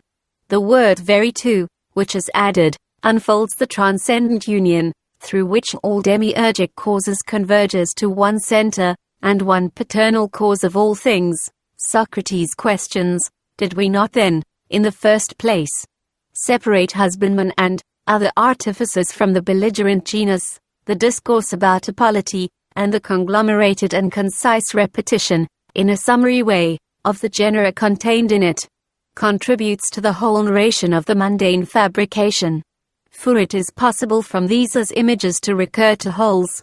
This very thing also was in a remarkable degree adopted by the Pythagoreans, who investigated the similitudes of beings from analogies, and betook themselves from images to paradigms, which likewise is now in a prefatory manner effected by Plato, who points out to us, and gives us to survey in human lives those things which take place in the universe. For the polities of worthy men are assimilated to the celestial order. It is necessary, therefore, that we also should refer the images which are now mentioned, to their paradigms, and in the first place, what is said about the division of the genera. For this section of genera imitates the demiurgic division in the world, according to which incorporeal natures are not able to pass into the nature of bodies, nor mortal bodies to leave their own essence and migrate into an incorporeal hypostasis. According to which, also, mortal natures remain mortal, immortal natures eternally continue to be never failing, and the different orders of them have paradigmatic causes presubsisting in wholes. For if you are willing to arrange the whole city analogous to the whole world, since it must not be said that man is a microcosm, and a city not, and to divide it into two parts, the upper city and the lower, and to assimilate the former to the heavens, and the latter to generation, you will find that the analogy is perfectly appropriate. Likewise, according to a division of it into 3 parts, you may assume in the city, the mercenary, the military, and the guardian, but in the soul, the epithymetic part, which procures the necessities of the body, the irascible part, whose office is to expel whatever is injurious to the animal, and is also ministrant to our ruling power, and the rational part, which is essentially philosophic and has a regal authority over the whole of our life. In every multitude of souls, however, there are that which performs the part of a mercenary about generation, that which is ministrant to the mundane providence of the gods, and that which is elevated to the intelligible. But in all mundane natures, there are, in short, the tribe of mortals, the tribe of demons, and the order of the celestial gods, for they are truly the guardians and saviors of the whole of things. And again, demons precede us in a solemn procession the fabrication of the celestial gods, and suppress all the confusion and disorder in the world. There is likewise a certain physical providence of mortal natures, which generates and comprehends them conformably to a divine intellect. Farther still, according to another division, the agricultural tribe of the city is analogous to the moon, which comprehends the sacred laws of nature, the cause of generation. But the inspective guardian of the common marriages is analogous to Venus, who is the cause of all harmony, and of the union of the male with the female, and of form with matter. That which providentially attends to elegant allotments is analogous to Hermes, on account of the lots of which the god is the guardian, and also on account of the fraud which they contain. But that which is disciplinative and judicial in the city is analogous to the sun, with whom, according to theologists, the mundane dice, the elevator and the sevenfold, reside. And that which is belligerent is analogous to the order proceeding from Mars, which governs all the contrarieties of the world, and the diversity of the universe. That which is royal is analogous to Jupiter, who is the supplier of ruling prudence, and of the practical and adorning intellect. But that which is philosophic is analogous to Saturn, so far as he is an intellectual god, and ascends as far as to the first cause. These things, therefore, may thus be assumed through analogies. Plato, however, appears to have divided the city into 2 parts, and to have established as one genus, that which is agricultural and that which pertains to the arts, which is called demiurgic, but that which is belligerent, as another. Not that he now recapitulates the military polity, as Longinus says, but because through the word belligerent, he comprehends the auxiliaries and the guardians. For of these, the former war with their hands, but the latter by their counsels. Just as also among the Greeks, Ajax indeed fights, as being the barrier of the Greeks, and Nestor likewise fights, who is the guardian of the Greeks, the latter as a defender, repelling the enemy by his counsels, but the former by employing his hands. Unless it should be said that Plato now peculiarly makes mention of the military tribe, because he wishes to narrate the warlike actions of a polity of this kind, Socrates states, and when we had assigned to everyone that which is accommodated to his nature, and had prescribed one employment only, to each of the arts, we likewise assigned to the military tribe one province only. In the first place, there is a 2-fold reading of these words. For it either is and when we had prescribed one employment conformable to nature to each of the citizens, in order that each might perform his proper work, or when we had prescribed to each to pursue an employment conformable to nature, which is adapted to each according to the present aptitude of his nature. In the next place, it must be inquired through what cause Socrates makes such a division, or on what account he says that each employment is rightly pursued by him who is naturally adapted to it, and who in a becoming manner engages in it, for neither is diligent attention, when deprived of aptitude, able to accomplish with rectitude anything perfect, nor can dexterity without diligent attention proceed into energy. The end, therefore, is from both. If, however, this be the case, it is not possible for him who engages in many works to be similarly adapted to all of them, or to pay attention similarly to all, in consequence of his order being divided about a multitude of things. Hence in this case, the pursuits of the citizens must necessarily appear to be of a violent nature.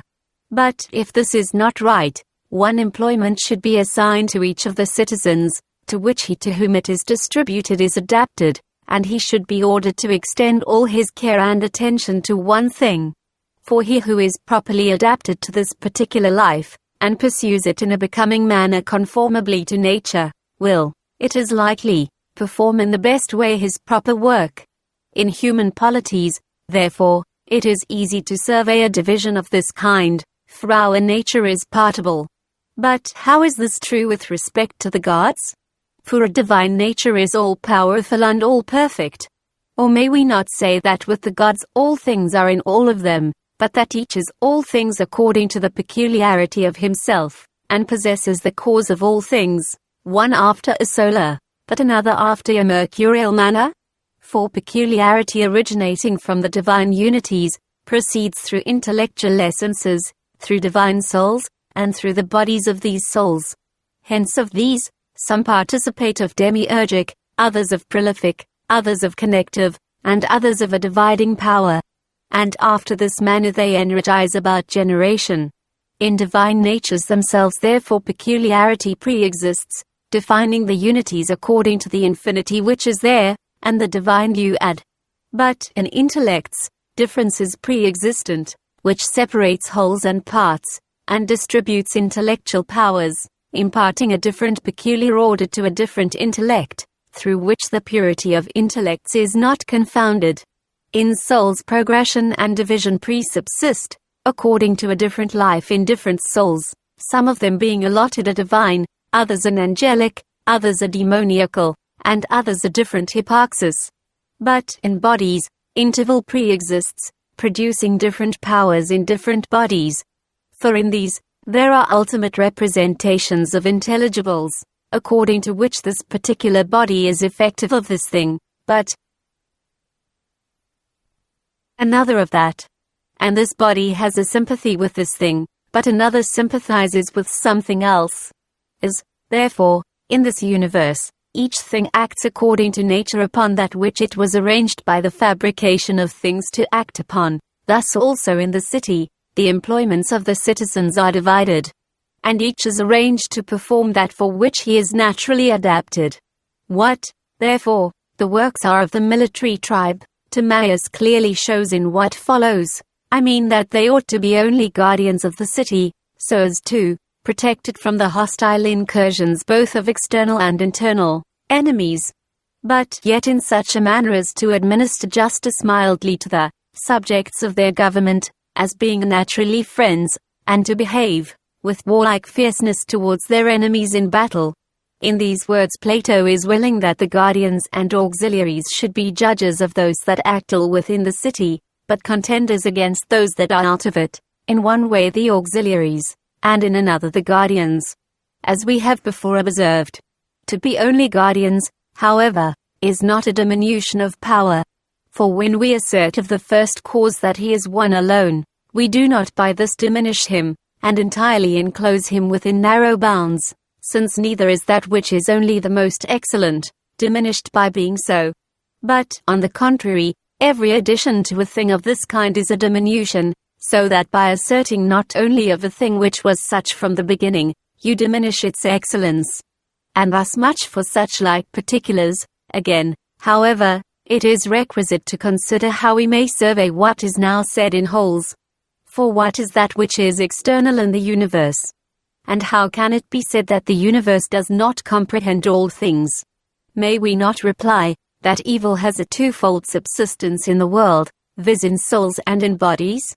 And it is necessary that those who exterminate confusion and disorder from the universe, should extend justice and measure to souls, but should be antagonists to stable nature of matter.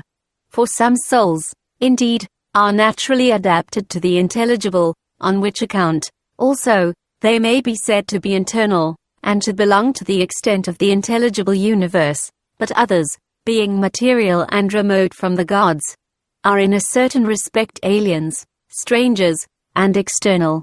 Hence, those who are the accomplishers of justice, use the former mildly, as being naturally friends, but are severe to those that are borne along in bodies in a confused and disorderly manner, as being incommensurate towards them, and as entirely abolishing their privation of order, and amputating the inexhaustible avidity of matter. For some things, indeed, cannot sustain ornament of this kind, but immediately vanish into non-entity. But others which are moved confusedly and disorderly, are oppressed by the justice which prevails in the universe, and by the invincible strength of the order of guardian powers. Hence he now says, that they are severe to those who are hostile to the city, for they are such as cannot endure to behold them. In short, there are elevating and cathartic powers about souls, and also inspective guardians of judgment and justice. And it is evident, that some of these are analogous to guardians, but others to auxiliaries. About bodies, too, some are connective, but others dissolving powers, and it is manifest that some of these are analogous to guardians, but others to those that are belligerent. For these powers expand into the universe, things which are no longer able to remain in their proper series, in order that all things may have an arrangement, and that nothing may be indefinite or confused. If, likewise, you direct your attention to the Demiurgus himself of wholes, and to the immutable and invariable nature of the intellects, which divine poetry calls the gods of Jupiter, you will also have in the Father of the universe the pre-existent cause of these twofold genera. For through the demiurgic being which he contains, he adorns all things, but through the immutable God which is established in himself, every eternal order remains, all disorder being entirely abolished. You may also see their justice governing all things in conjunction with Jupiter, for justice follows him, being the avenger of the divine law. At the same time too, you may perceive the armed order with which he arranges the universe, as those assert who have written the wars of the Titans and Giants. These things, however, we shall hereafter discuss. The words, however, external and internal, may be understood as follows. The confused and disordered flux of bodies, at one time arises from the impotence of the reasons, or productive principles participated by bodies, and at another, from the inexhaustible avidity of matter. Reasons, however, are familiar and allied to producing causes, but matter, through the indefiniteness of itself, and the remoteness of its diminution, is a stranger to its adorning causes.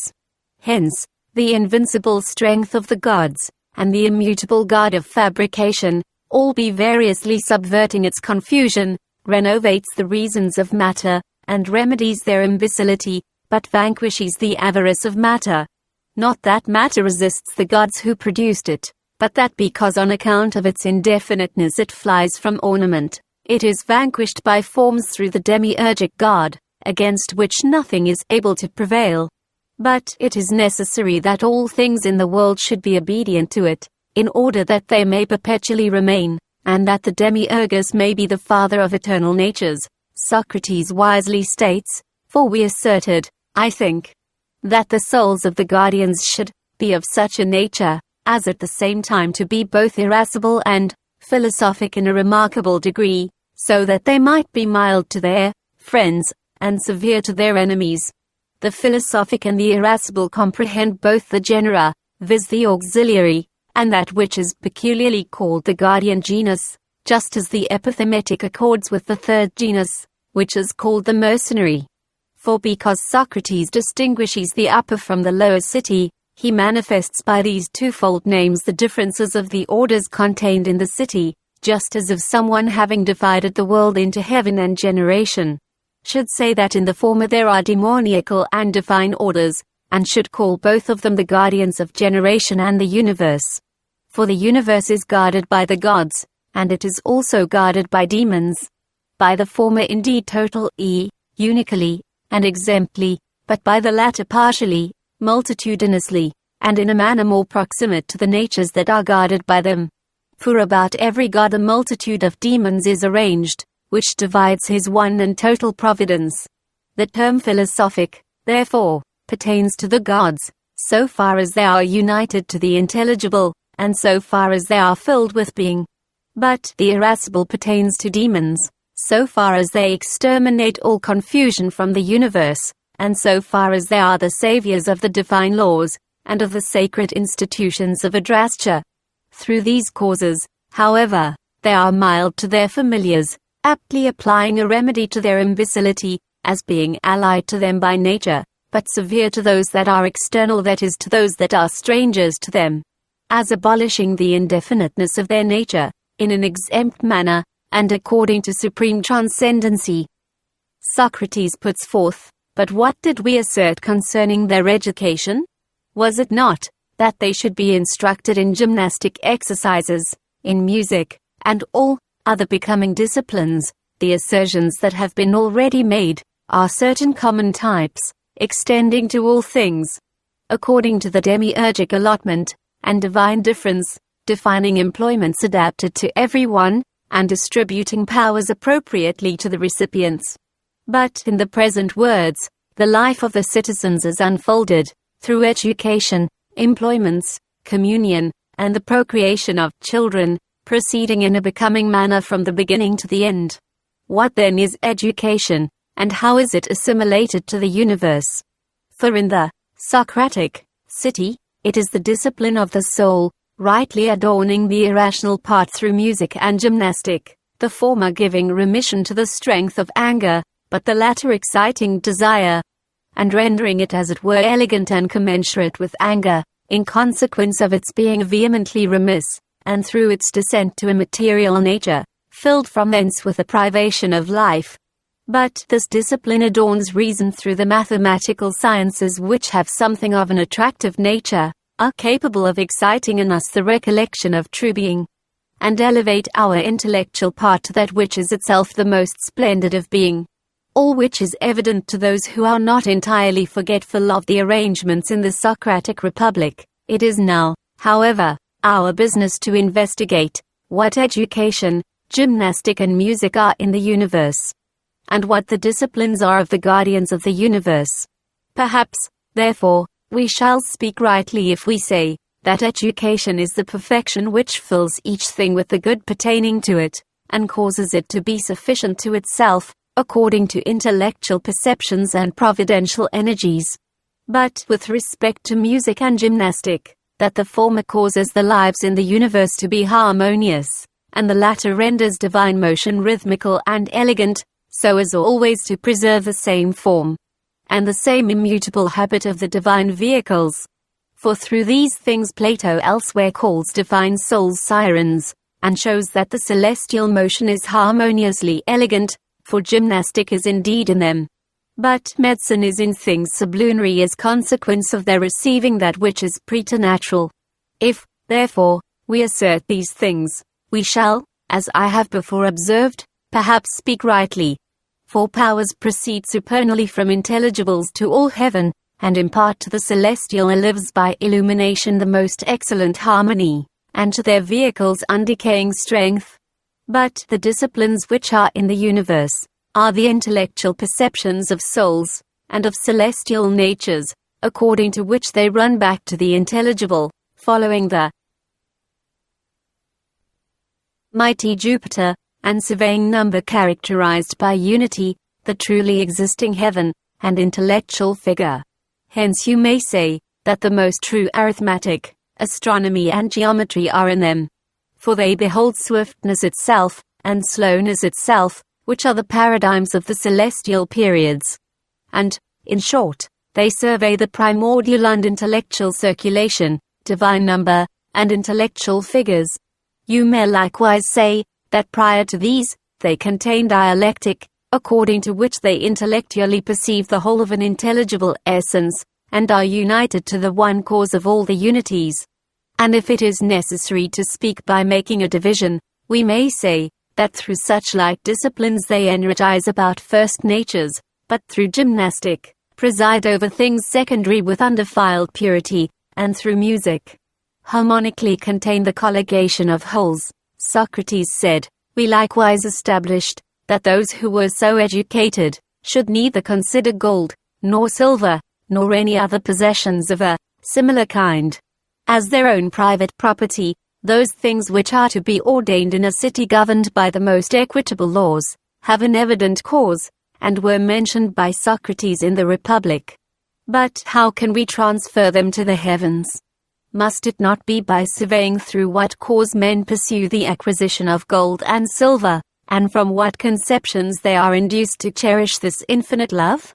It is evident that it is because they wish to supply their wants, and desire to procure such things as may administer to their pleasures. For on this account, they are stupidly astonished about much beloved wealth. They say, therefore, conformably to Cephalus, that the rich have many consolations. If, however, these things thus subsist, the perfection of the celestial gods, since it is sufficient to itself, and is converted to the beautiful and the good, is not at all in want of this adventitious and apparent self-sufficiency. Nor does it look to convenience, or regard as its scope vulgar utility, but being established remote from all indigence and material necessity, and replete with good, it has a leading and ruling order in the universe. Moreover, it does not admit partible and divided good, but it pursues that which is common and impartible, and extends to wholes, and is especially characterized according to this. Hence it harmonizes with what is now said, that those who are so educated should neither consider gold, nor silver, nor any other possessions of a similar kind, as their own private property. If you are willing also, it may be said, that gold and silver, and each of the metals, as likewise other things, grow in the earth, from the celestial gods, and from an effluxion thence derived. It is said therefore that gold pertains to the sun, silver to the moon, lead to Saturn and iron to Mars. Hence these are generated from thence. But they subsist in the earth, and not in the celestial gods who emit the effluxions. For they do not receive anything from material natures. And all things there, are indeed from all, but at the same time a different peculiarity has dominion in a different divinity, here, in a Saturnian, but there, in a solar manner, to which those who love to contemplate these things directing their attention, refer one material substance to this, but another to a different power. These things, therefore, are not the private, but the common property of the gods, for they are the progeny of all of them. Nor do they subsist in them. For as they produced them, they are not in want of them, but the metals which are here, derive their concretion from the effluxions of the celestial gods. Why, therefore, are these things earnestly pursued by men in a partible manner? It is because they have material life, and are extended to a partial nature, apostatizing from the whole. For on this account there is much among them of mine and not mine. But they abandon the union and communion of life, but that rather, after the manner of auxiliaries, they should receive the wages of guardianship from those whom they defend and preserve. And that their recompense should be as much as is sufficient for temperate men. That besides this, they should spend their stipend in common, and live cohabiting with each other. And neglecting other pursuits should pay attention to virtue alone. It is not at all wonderful that in human lives there should be donation and retribution, and a reward of beneficence. For it is well said by Socrates in the Republic, that the mark at which he aims is to render the whole city happy, but not one particular genus of it, such as the guardian. If, however, this be right, it will be requisite that some persons in the city should be the saviors of it by their providential care and prudence, but that others by ministrant aid and servitude should supply the saviors of the polity with the necessaries of life, just as the nature which is in us, by fashioning and preserving the organ, prepares milk for the energies adapted to it. But in the world, what retribution can there be, or what recompense can be made by mortals to the celestial gods? For may we not say that these are the peculiarities of human imbecility, in consequence of not possessing self-sufficiency, but that every god is sufficient to himself, and in conjunction with the self-sufficient is superfluous? Hence through the union of superplenitude with self-sufficiency, he fills all secondary natures with good, but receives nothing from them. Or it may be said, that though divinity receives nothing, as being sufficient and unindigent, yet at the same time he requires certain remunerations from us, retributions of beneficence, the acknowledgement of thanks, and equity, through which we are converted to him, and are filled with greater good. For being good, he is desirous that all things should look to him, and should remember that all things are from him and on account of him. For the preservation of the natures posterior to him, is for each of them to be suspended from a divine cause. If, however, we interpret these things after this manner, referring remunerations to conversions, and the acknowledgement of thanks, how can it still further be inferred, that the gods cohabit with us in common, and spend a remuneration of this kind? It is better, therefore, to understand remuneration in a more physical way. For since afflictions proceed from the heavens to the mortal place, but exhalations ascend thither, and through these the fabrication of the gods about mortal natures receives its completion. Hence Socrates calls such like mutations and transitions of terrestrial natures, remunerations or wages from sublunary matter, zero, which are perfected by the heavens, in order that generation may never fail. But it must be said, that the cohabiting in common, is the one conspiration of divine fabrication, and the concordant providence of the celestial gods, through which everything that undergoes a mutation from the earth is consumed.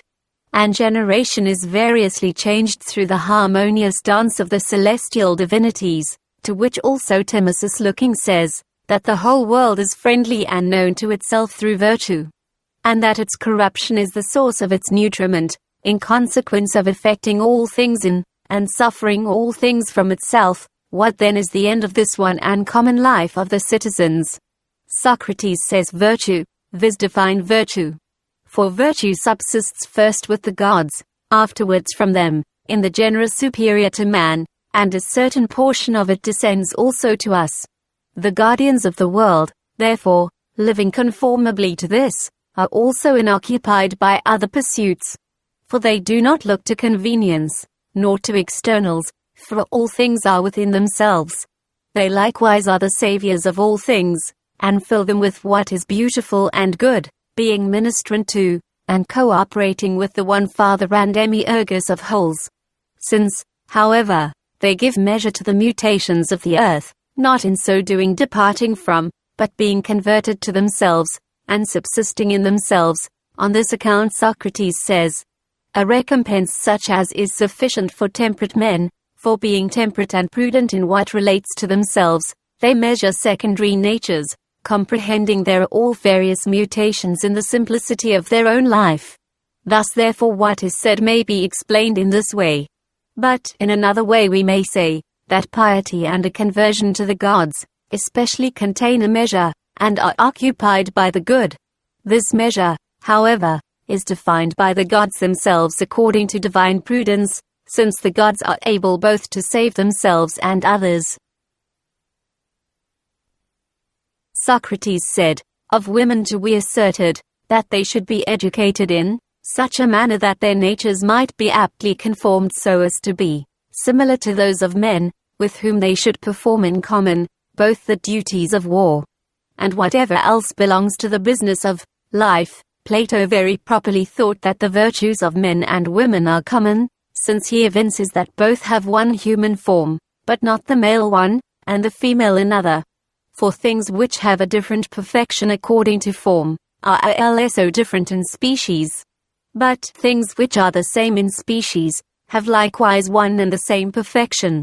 This, however, is denied by others, who assert that there is a difference according to form between men and women, though Plato has shown that it is both possible and advantageous for women to have the same virtues as men. It is possible, indeed, because this, history confirms. For there have been found well-educated women, who have been superior to men. But it is advantageous, because it is better to have double than half the number of those who exhibit virtue in their works. As therefore we form the male guardians from such a particular education, and from such particular disciplines, thus also we form the female guardians from the same, and in a similar manner, the female warriors from the same institutes as the male, in order, however, that we may admire in a greater degree the conceptions of Plato, we must betake ourselves to wholes, and to the order of the universe, where we may survey a wonderful conspiration of the male and female nature.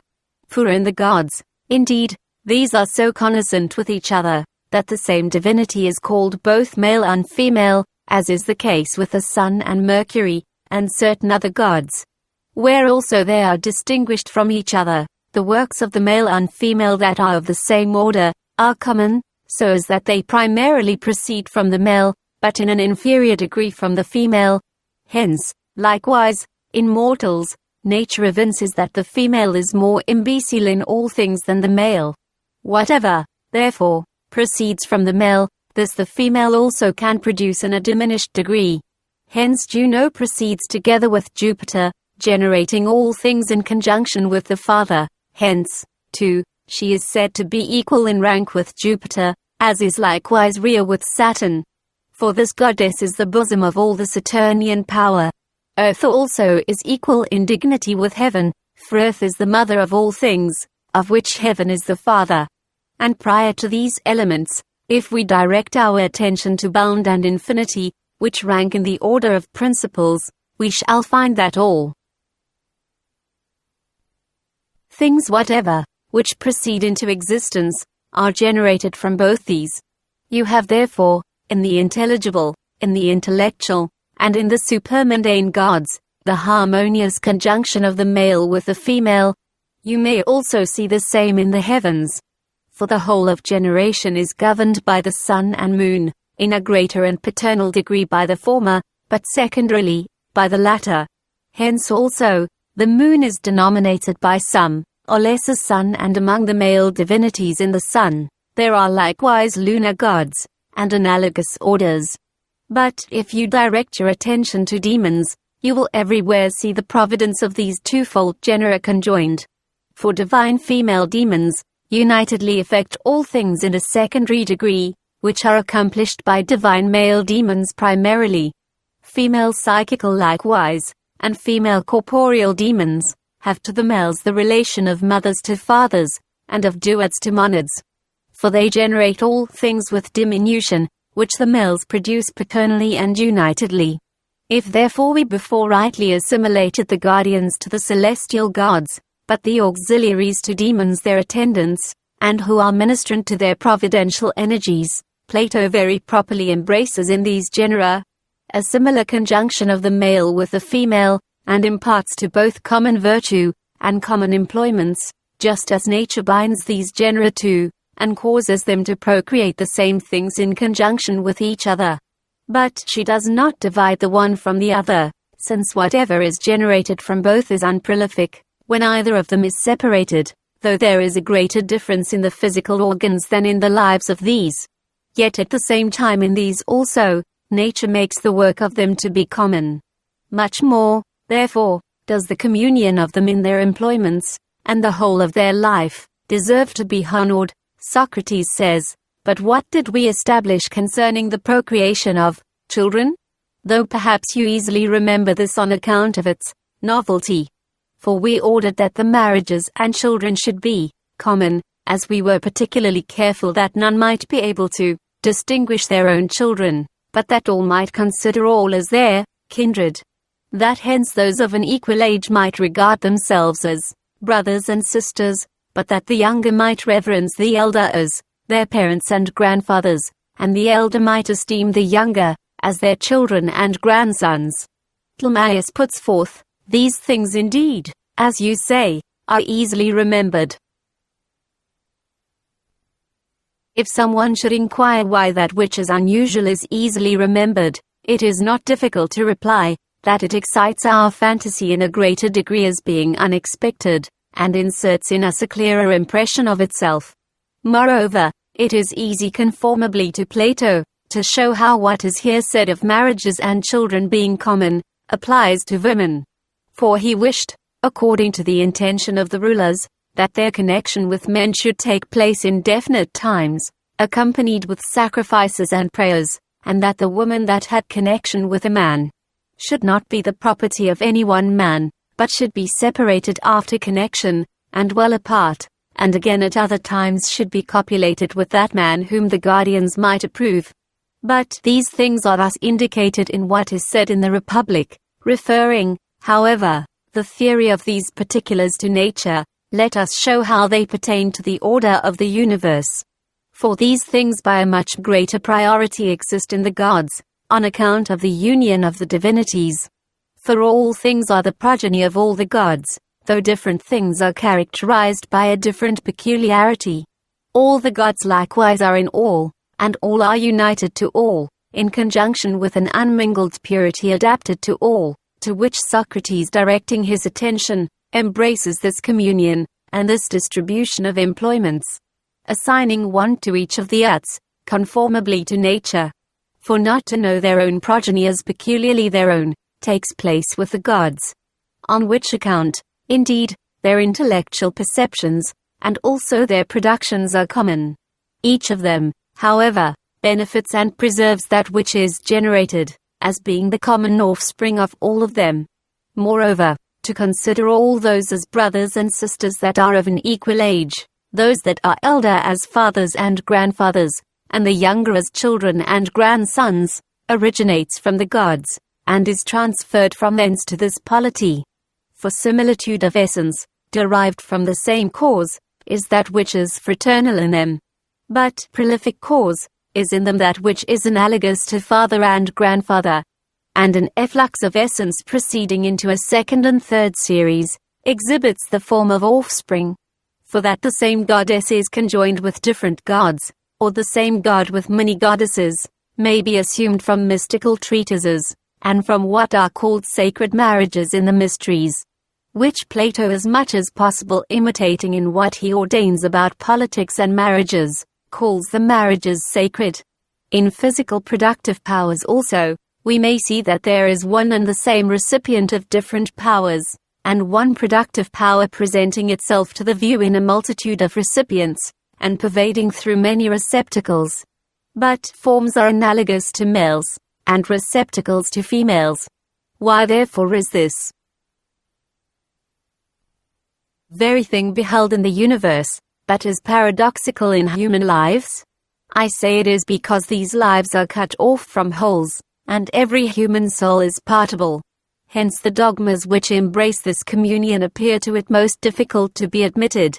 If, therefore, someone should take away the condition of his present subsistence, and elevate himself to the whole of things, he would immediately admit this communion, and despise the sympathy which is divided by the multitude.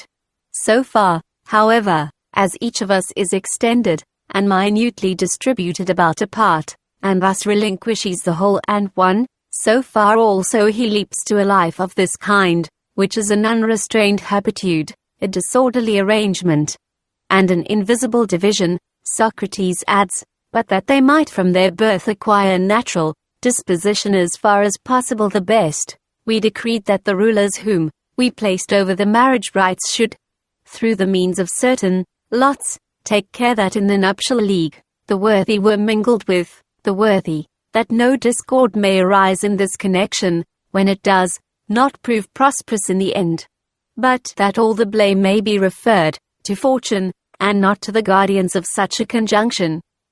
Plato particularly assumes in his Republic similitude, sameness, and geometrical, in conjunction with arithmetical equality, in order that the similitude of it to the heavens, as in sensibles, or to the intelligible, as in supercelestial lives, may be perfectly preserved.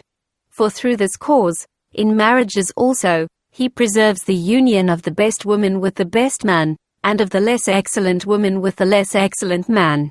For in the gods likewise, primary natures are more connascent with those of the first rank, and secondary with those of the second rank, and together with union there is unmingled purity.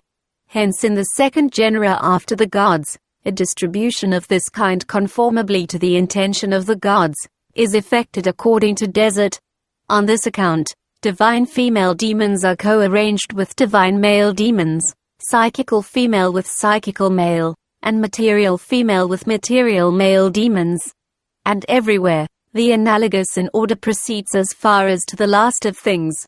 To which we may add that the rulers contriving that this connection may take place latently, sufficiently adumbrates to us that the cause of such a conjunction of genera subsists unapparently with the gods, being thence primarily derived, but secondarily from demons, and from the order of each, which the lot indicates, possessing the power of colligation from similitude of life, according to which each is co-arranged with the similar, the divine with the divine, the material with the material, and that which has a middle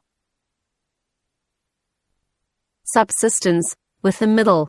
On this account, likewise, all sedition and dissension is removed from divine natures, each loving that which is allied to itself, according to its own order, perceiving that this order is spontaneous, and not adventitious and devised, of all which, the citizens being conjoined in marriage by lot, and not looking to elegance and ornament in the connection, is an image.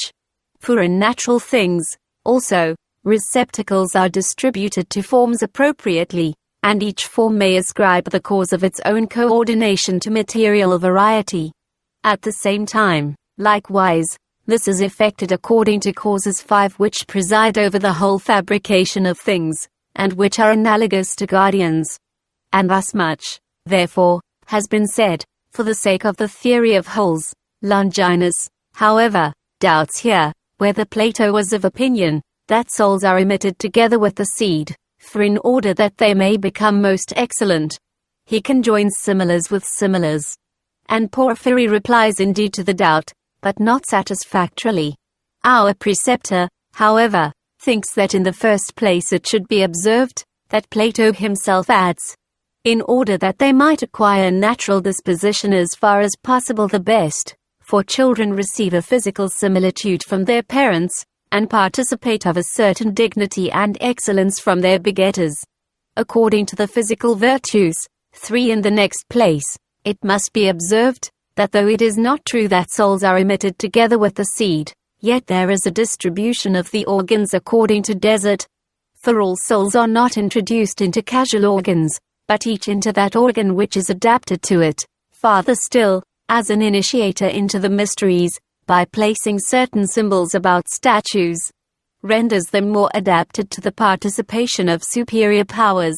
Thus also total nature fashioning bodies, by physical productive powers, the statues of souls, disseminates a different aptitude in different bodies for the reception of different souls, the better and the worse, which the politician likewise rightly understanding, pays attention to the emission of seed in the city, and to all physical aptitude, in order that the most excellent souls may be generated for him in the most excellent natures. And thus much in answer to the doubt of Longinus. But why does Plato conceive it is better to think that fortune is the cause of this distribution to the citizens? Shall we say it is because it is advantageous to us to know the cause of things which we think to be good, but better to conceive the presence of such as we apprehend to be evil, to be causeless, than to accuse the cause which distributes these seeming evils for a good purpose? For this excites to a contempt, or rather to a hatred of the giver, because everyone avoids that which becomes to him productive of evil. Socrates says, moreover, we ordered that the children of the good should be educated, but that those of the bad should be secretly sent to some other city. These things also are established in the Republic, but by a much greater priority take place in the universe. With respect, therefore, to the productions of gods and demons, some genera abide in them, pure and remote from generation, which on this account are called undefiled, but others descend into generation, not being able to remain in the heavens without a downward inclination. And some of these are the offspring of good, but others of less excellent powers. For the term bad is indicative of less excellent. The horses, therefore, and charioteers of the gods, are all of them good, but those of partial souls are of a mixed nature. Hence in these, there is preponderation, a verging downward, and a defluxion of wings, which the celestial gods send into generation, and demons who preside over the descent of souls if the celestial and undefiled genera of souls, therefore, are nourished following the gods to the banquet and delicious food, as it is said in the Phaedrus, and those that are subservient to generation, communicate with it, being latently sent into it from the heavens, as Socrates says, indicating by the word latent the invisible and occult cause in the gods of the psychical descents, and that souls which thence descend, become subject, latently, to another providential inspection, and to other guardians who preside over generation, yet so that such of the adult among these as should be found to be of a good disposition, should be recalled from exile, while, on the contrary, those who were retained from the first in the city as good, but proved afterwards bad, should be similarly banished. In the Republic, Socrates makes a transition not only from those that were distributed from the upper into the lower city, but also from those of the golden race that were born there. Here, however, the reference is made to those who are recalled from exile. Do these things, therefore, accord with each other? Perhaps, indeed, it is possible to reconcile what is here said with what is there determined, if we understand the word adult as not only pertaining to those sent from the upper city, but likewise to all those that are educated in the lower city. For, in short, the natural disposition is to be considered of those adults who were born in the lower city, or of those who were sent from the upper into the lower city, and thus those that are worthy are to be recalled from exile. But if someone is willing to understand the words according to our first explanation of them, it must be said that what Socrates now delivers is conformable to the things proposed to be considered. For descending rational souls again ascend, but not such souls as had their hypostasis from the beginning in generation, and about matter, such as are the multitude of irrational souls. And thus much for the words themselves.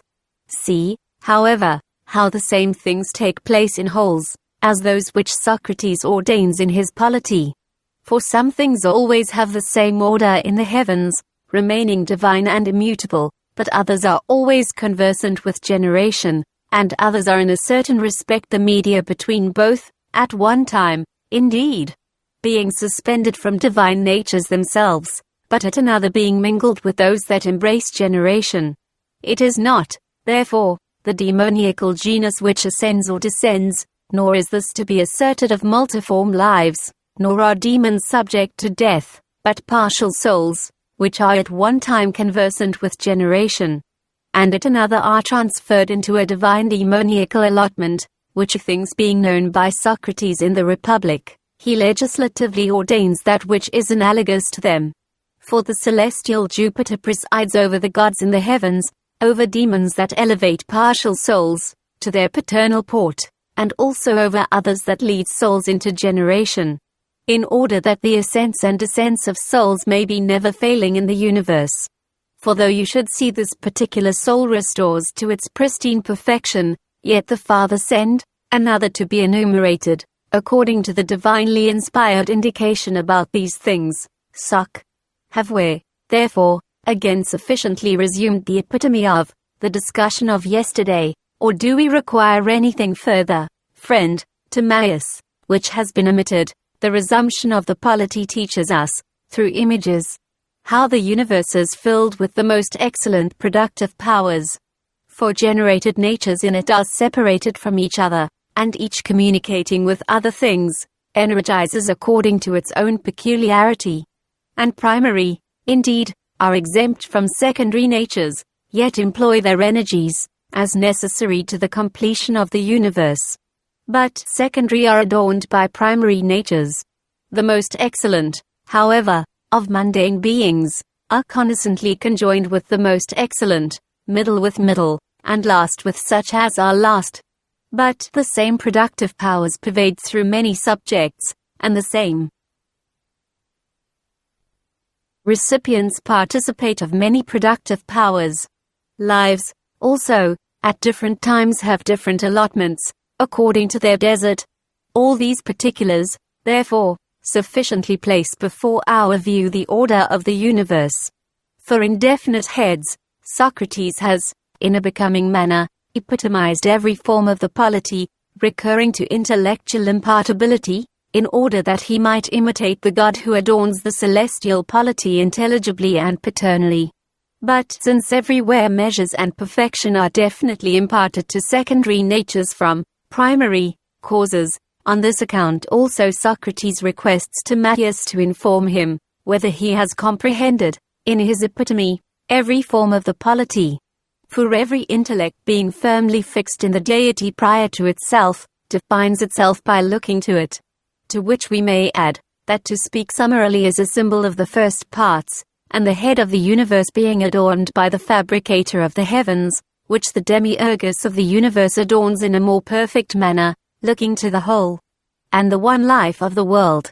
And thus much respecting the analogy of partial natures to wholes, the investigation, however, is not attended with any difficulty, whether the words mean, have we now epitomized the polity which we discussed yesterday, or have we again epitomized today the polity which we epitomized yesterday? For whether yesterday Socrates spoke more diffusely, but now summarily, or he spoke summarily in both, the divine Iamblichus approves of either of the readings, and we do not at all differ from him. Perhaps, however, the latter construction is more consonant. For again to discuss the polity summarily, manifests that it was summarily discussed yesterday. And it is not at all wonderful that the summary discussion which took place in the Republic should not be brought to light. For many other things which are asserted here, as being said on the former day, are not to be found in that dialogue. Unless it should be said that the word again does not refer to the epitomizing, but to resuming the discussion. For he resumes, who narrates at great length what had been before said, but he again resumes, who summarily contracts the narration. But whichever of the constructions is adopted, neither of them is attended with any difficulty. Socrates says, "Hear now, then, how I am affected towards this polity which we have discussed." What Socrates says in the words that follow, comprehends, that I may speak summarily, these 5 particulars. First, what that is which in what has been said, he desires should take place, after the narration of the polity. Secondly, that he is not sufficient to effect this himself. Thirdly, that neither is any one of the poets sufficient. Fourthly, that it is not proper to commit a work of this kind to the sophists. Fifthly, that the auditors alone can accomplish that which is earnestly desired by Socrates, in a becoming manner. What, therefore, is this? For it is necessary, in the first place, to speak concerning that which Socrates desires to see after this polity, viz. To see, as he says, a city of this kind in motion, engaging in contests and labors, and warlike actions, in order that after the peaceful life which he had delivered, he might have to narrate the energies of the city arising from circumstances of times and places. This, therefore, is what he wishes to see accomplished. Someone, however, may doubt to what the desire of Socrates is directed, and on what account he wishes this to be accomplished. Porphyry therefore dissolves the doubt by saying, that energies perfect habits, not only those energies that are prior to habits, but also those that proceed from them. For the perfection in habit is in conjunction with energy, since otherwise habit will be in a certain respect incapacity, and it rests through remission of energy. Socrates therefore, in order that he may survey the polity truly perfect, requires that in words it may be beheld in motion, engaged in warlike actions, and contending with others. And it appears, says he, from hence, to be manifest that Plato does not admit that the habit of virtue by itself, but when energizing, is sufficient to felicity. It may, however, be said, in answer to Porphyry, that if the end was military, it would be requisite to assert that war gives perfection to the polity. But if the end of it is peace, what occasion is there to solve Platonic doubts by introducing peripatetic explanations? Although the end is not military, yet war exhibits the magnitude of virtue in a greater degree than peace, just as mighty waves and a tempest show in a stronger light the skill of the pilot's art. And in short, this is effected by circumstances, as the Stoics also are accustomed to say, give circumstances, and take the man, for that which is not subdued by things which enslave others, manifests a life in every respect worthy. Perhaps, however, it is absurd to refer the cause to these things alone, though they have a political reason, and not to look to the whole scope of Plato, according to which the God who adorns the polity in the heavens is willing also that generation should be governed by the celestial gods, and that the war of forms in matter should always subsist, in order that the circle of generation may adumbrate the celestial circulation. And this it is to see the city excited to war, to see generation co-arranged with the celestial regions, and the whole of it governed from thence. It appears likewise, that this is analogous to what is shortly after said by the Demiurgus of the universe, that when the generating Father understood that this generated resemblance, the world of the eternal gods moved and lived, he was delighted with his work in a similar manner. Therefore, Socrates wished to see his city moving and energizing, just as the God who comprehends the celestial polity wished to behold the natures which it contains energizing and adorning the contrariety produced by generation. Such an analogy, therefore, as this, takes place in the present instance. If, however, we arranged before, the lower city is analogous to generation, but now is analogous to war, you must not wonder. For the same things may be safely arranged among different things according to different analogies.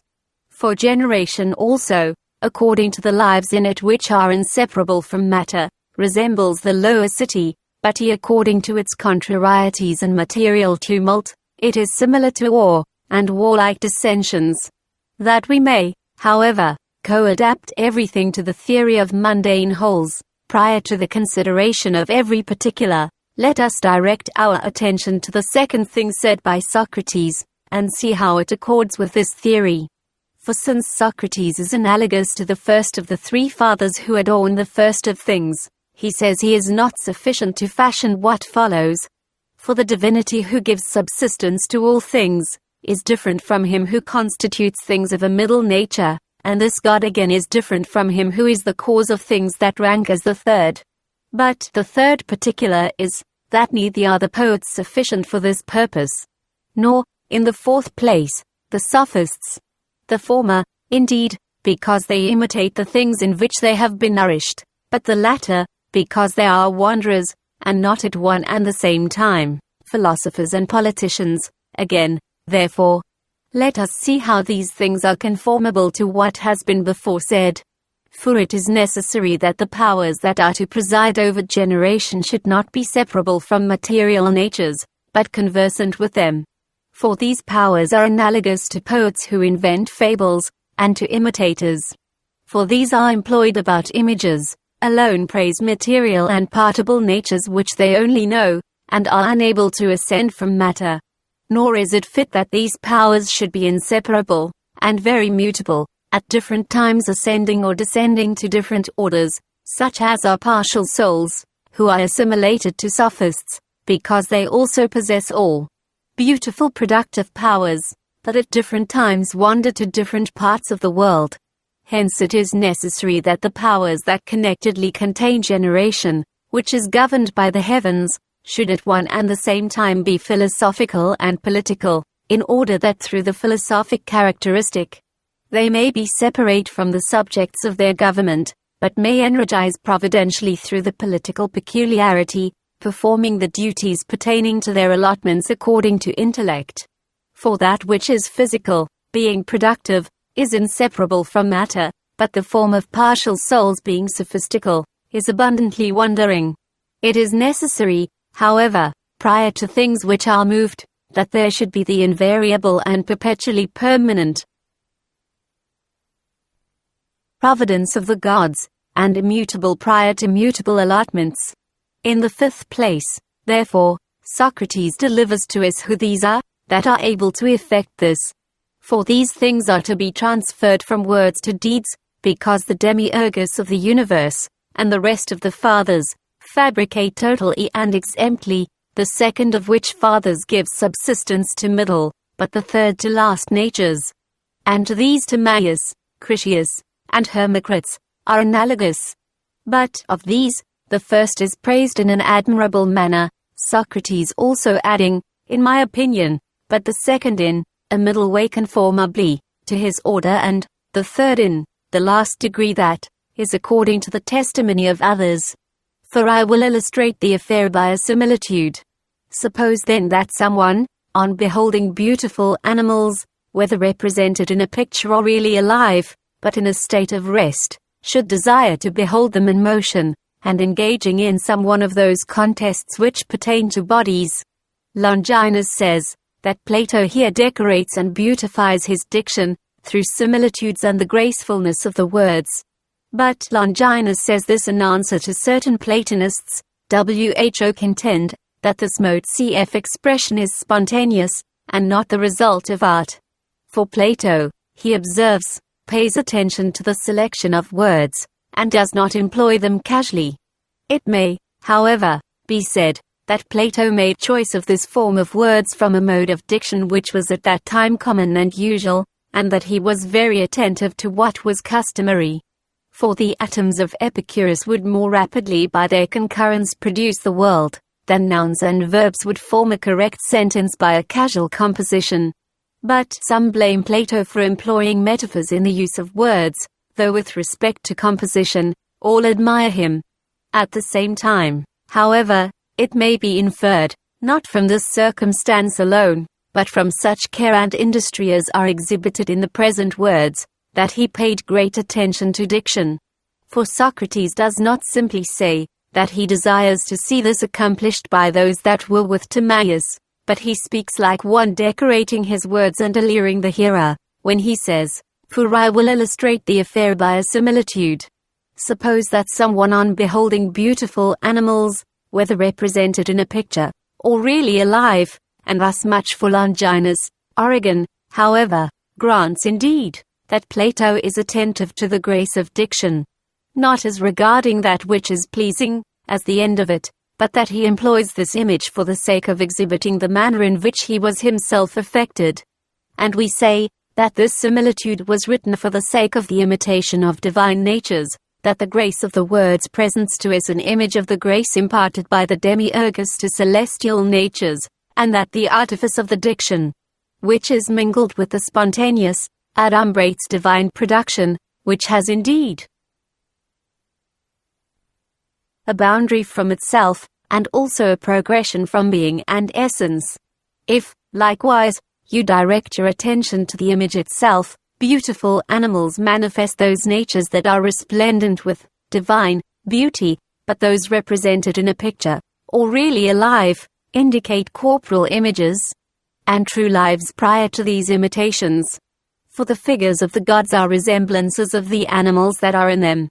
But those that are in a state of rest exhibit to us the natures that are full of intellectual arrangement, and of an equable and continued life, those that are in motion such as proceed into another order, and a second fabrication. And those which engage in some one of the contests pertaining to bodies, are images of those that impart to more imperfect natures their own proper effluxions and powers, and operate by their own powers on other things, and thus much respecting the image. But the words whether represented in a picture or really alive, are rightly asserted in both respects of divine bodies, for they are depicted by the dodecahedron, one, and they thus possess efficacious and demiurgic lives. If, however, you consider the words separately, they will signify that the before-mentioned polity is indeed fashioned in words, and is assimilated to the heavens, but exists, if not in human, yet in true or demoniacal lives. Farther still, to desire to see the city in motion, is analogous to the words in another part of the dialogue. As soon as the Father saw the universe moving, he was delighted, and wished to assimilate it in a still greater degree to its paradigm, for thus also the Adorner of the heavens wished to see them in motion, and through motion governing the war of generation. But the words engaging in some one of the contests pertaining to bodies, are employed, because of contests some belong to souls, but others to bodies, and the latter are such as running, wrestling, and gymnastic. In such a manner am I also affected towards the city which we have discussed.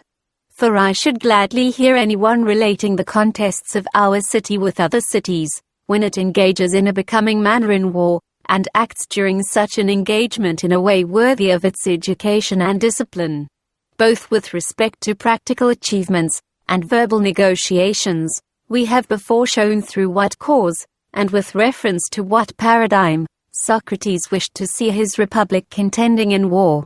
Because cities, however, employ against their enemies both works and words, words indeed in embassies, in compacts, in exhortations to battle, and in everything of this kind, but works in the pitching of camps, in spears, and the hurling of missive weapons. On this account Socrates wishes that a city of this kind should be celebrated according to both these.